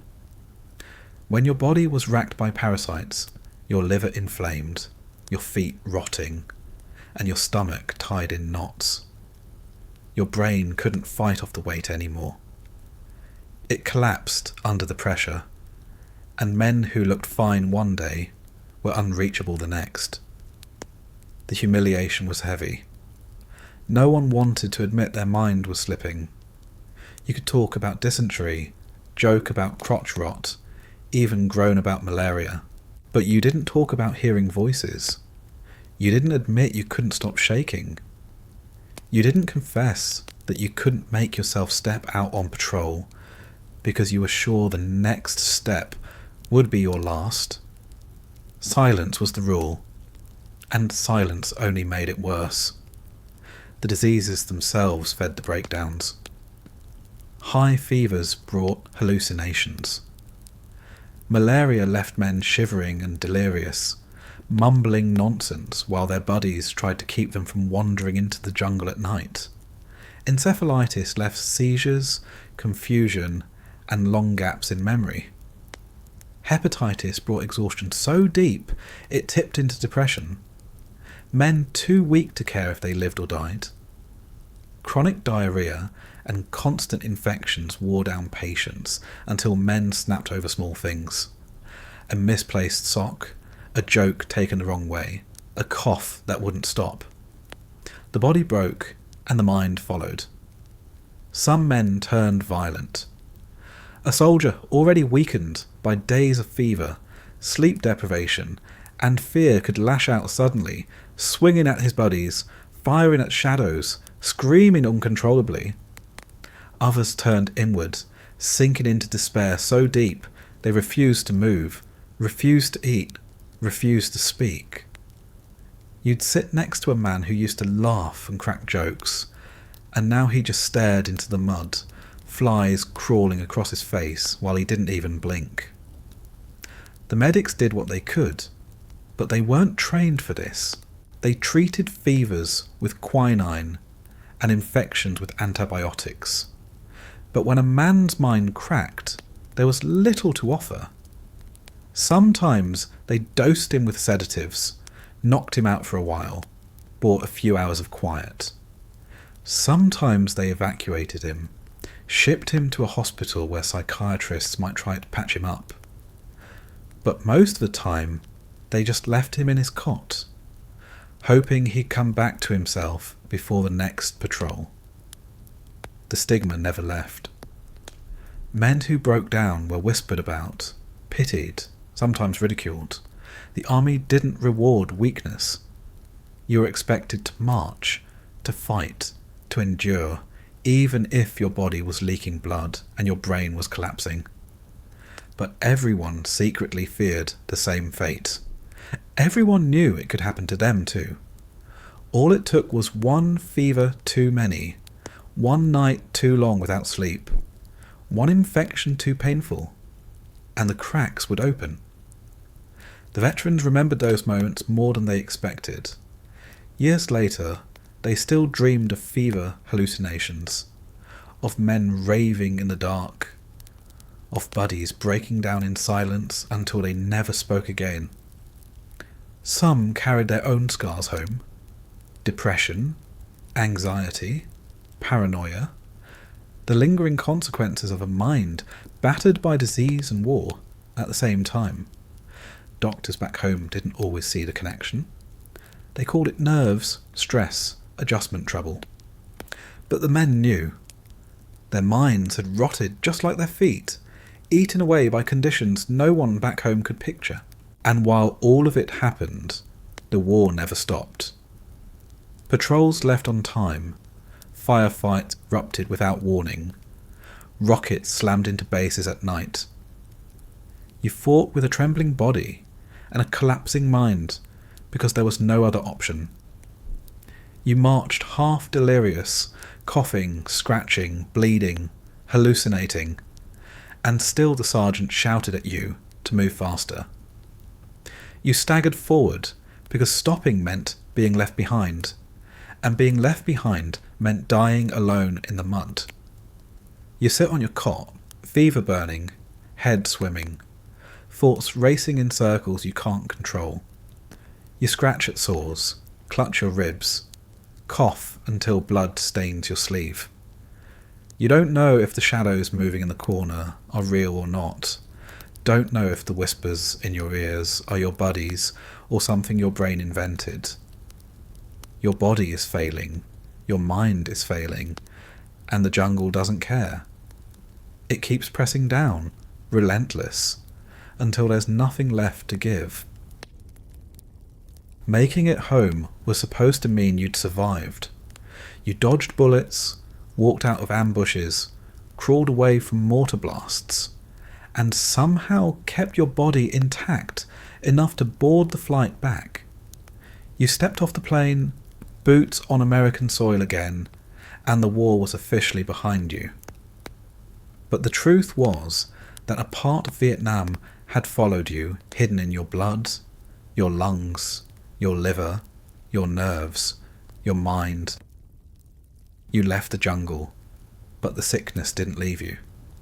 For many men, the damage was invisible. They looked fine on the outside, but inside their bodies were carrying scars that no one could see. Malaria relapsed again and again, fevers breaking out months after they thought it was gone. Parasites sat dormant in intestines, flaring up years later with cramps, diarrhea, and weakness that doctors struggled to explain. Hepatitis smouldered quietly in the liver, hardening it slowly until cirrhosis showed up decades later. Tuberculosis lingered in the lungs, waiting for the moment the immune system weakened enough to give it another chance. The mental wounds were worse in some ways. The breakdowns that began in the jungle didn't magically heal when the uniform came off. Nightmares followed men home. Fevers still echoed in their sleep. Hallucinations replayed themselves in the quiet hours of the night. They coughed in the dark. They scratched at phantom itches. They woke up soaked in sweat with the same panic they'd felt under the mosquito nets.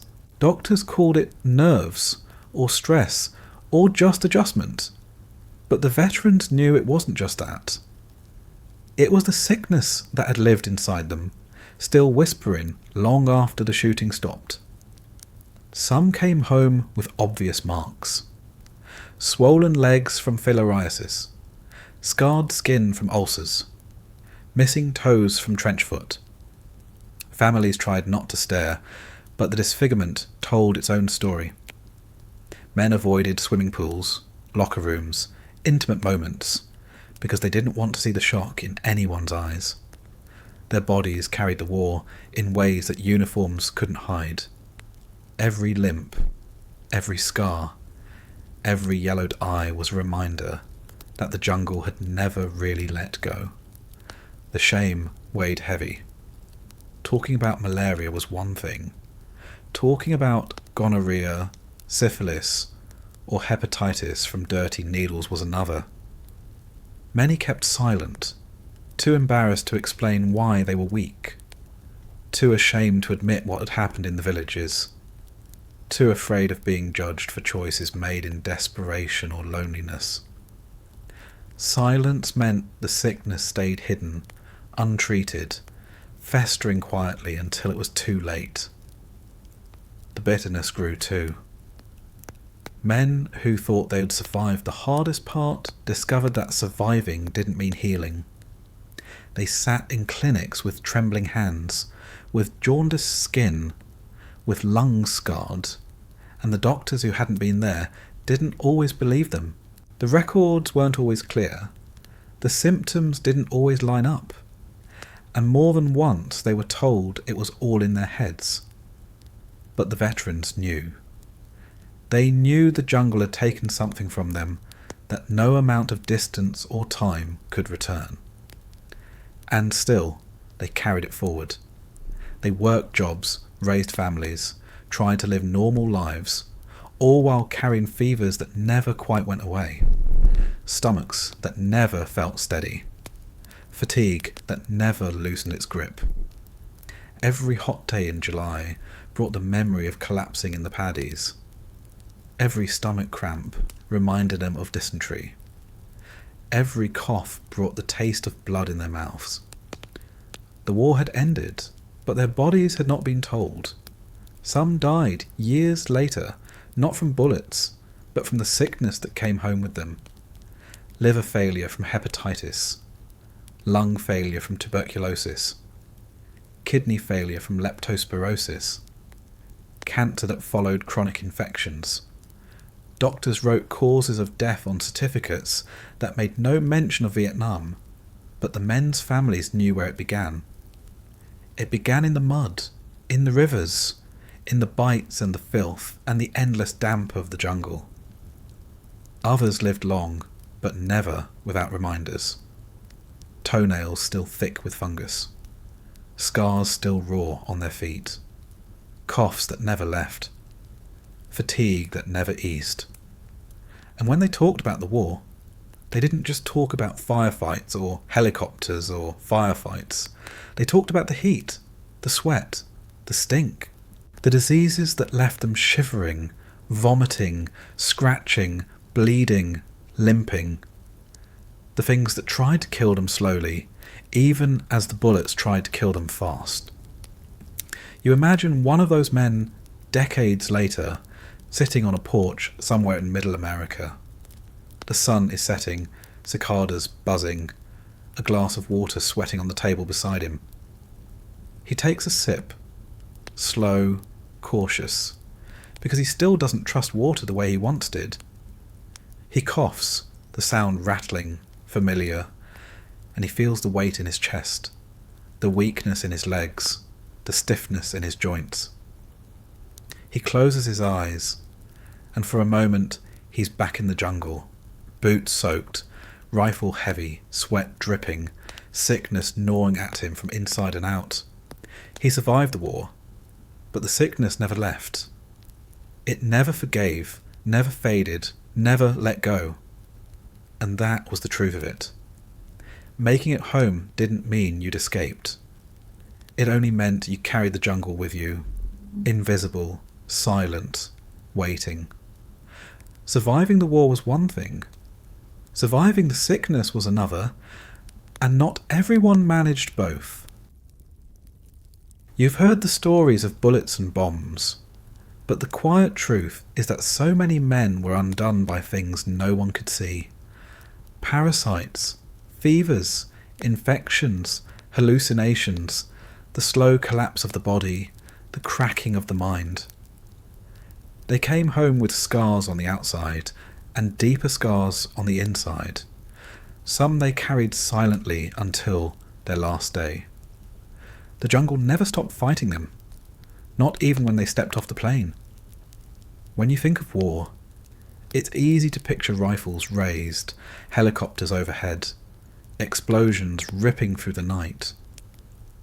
Harder to imagine is the soldier lying awake with fever chills, the one scratching sores until he bled, the one coughing blood into a rag, the one staring blankly because his mind had slipped away.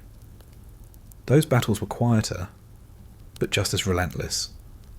Some men survived all of it, lived long lives, laughed again, found ways to keep moving. Others didn't, and in the end, the war wasn't just fought in the jungles of Vietnam. It was fought inside their own bodies, in every organ, in every nerve, in every dream that haunted them long after the uniforms were folded away.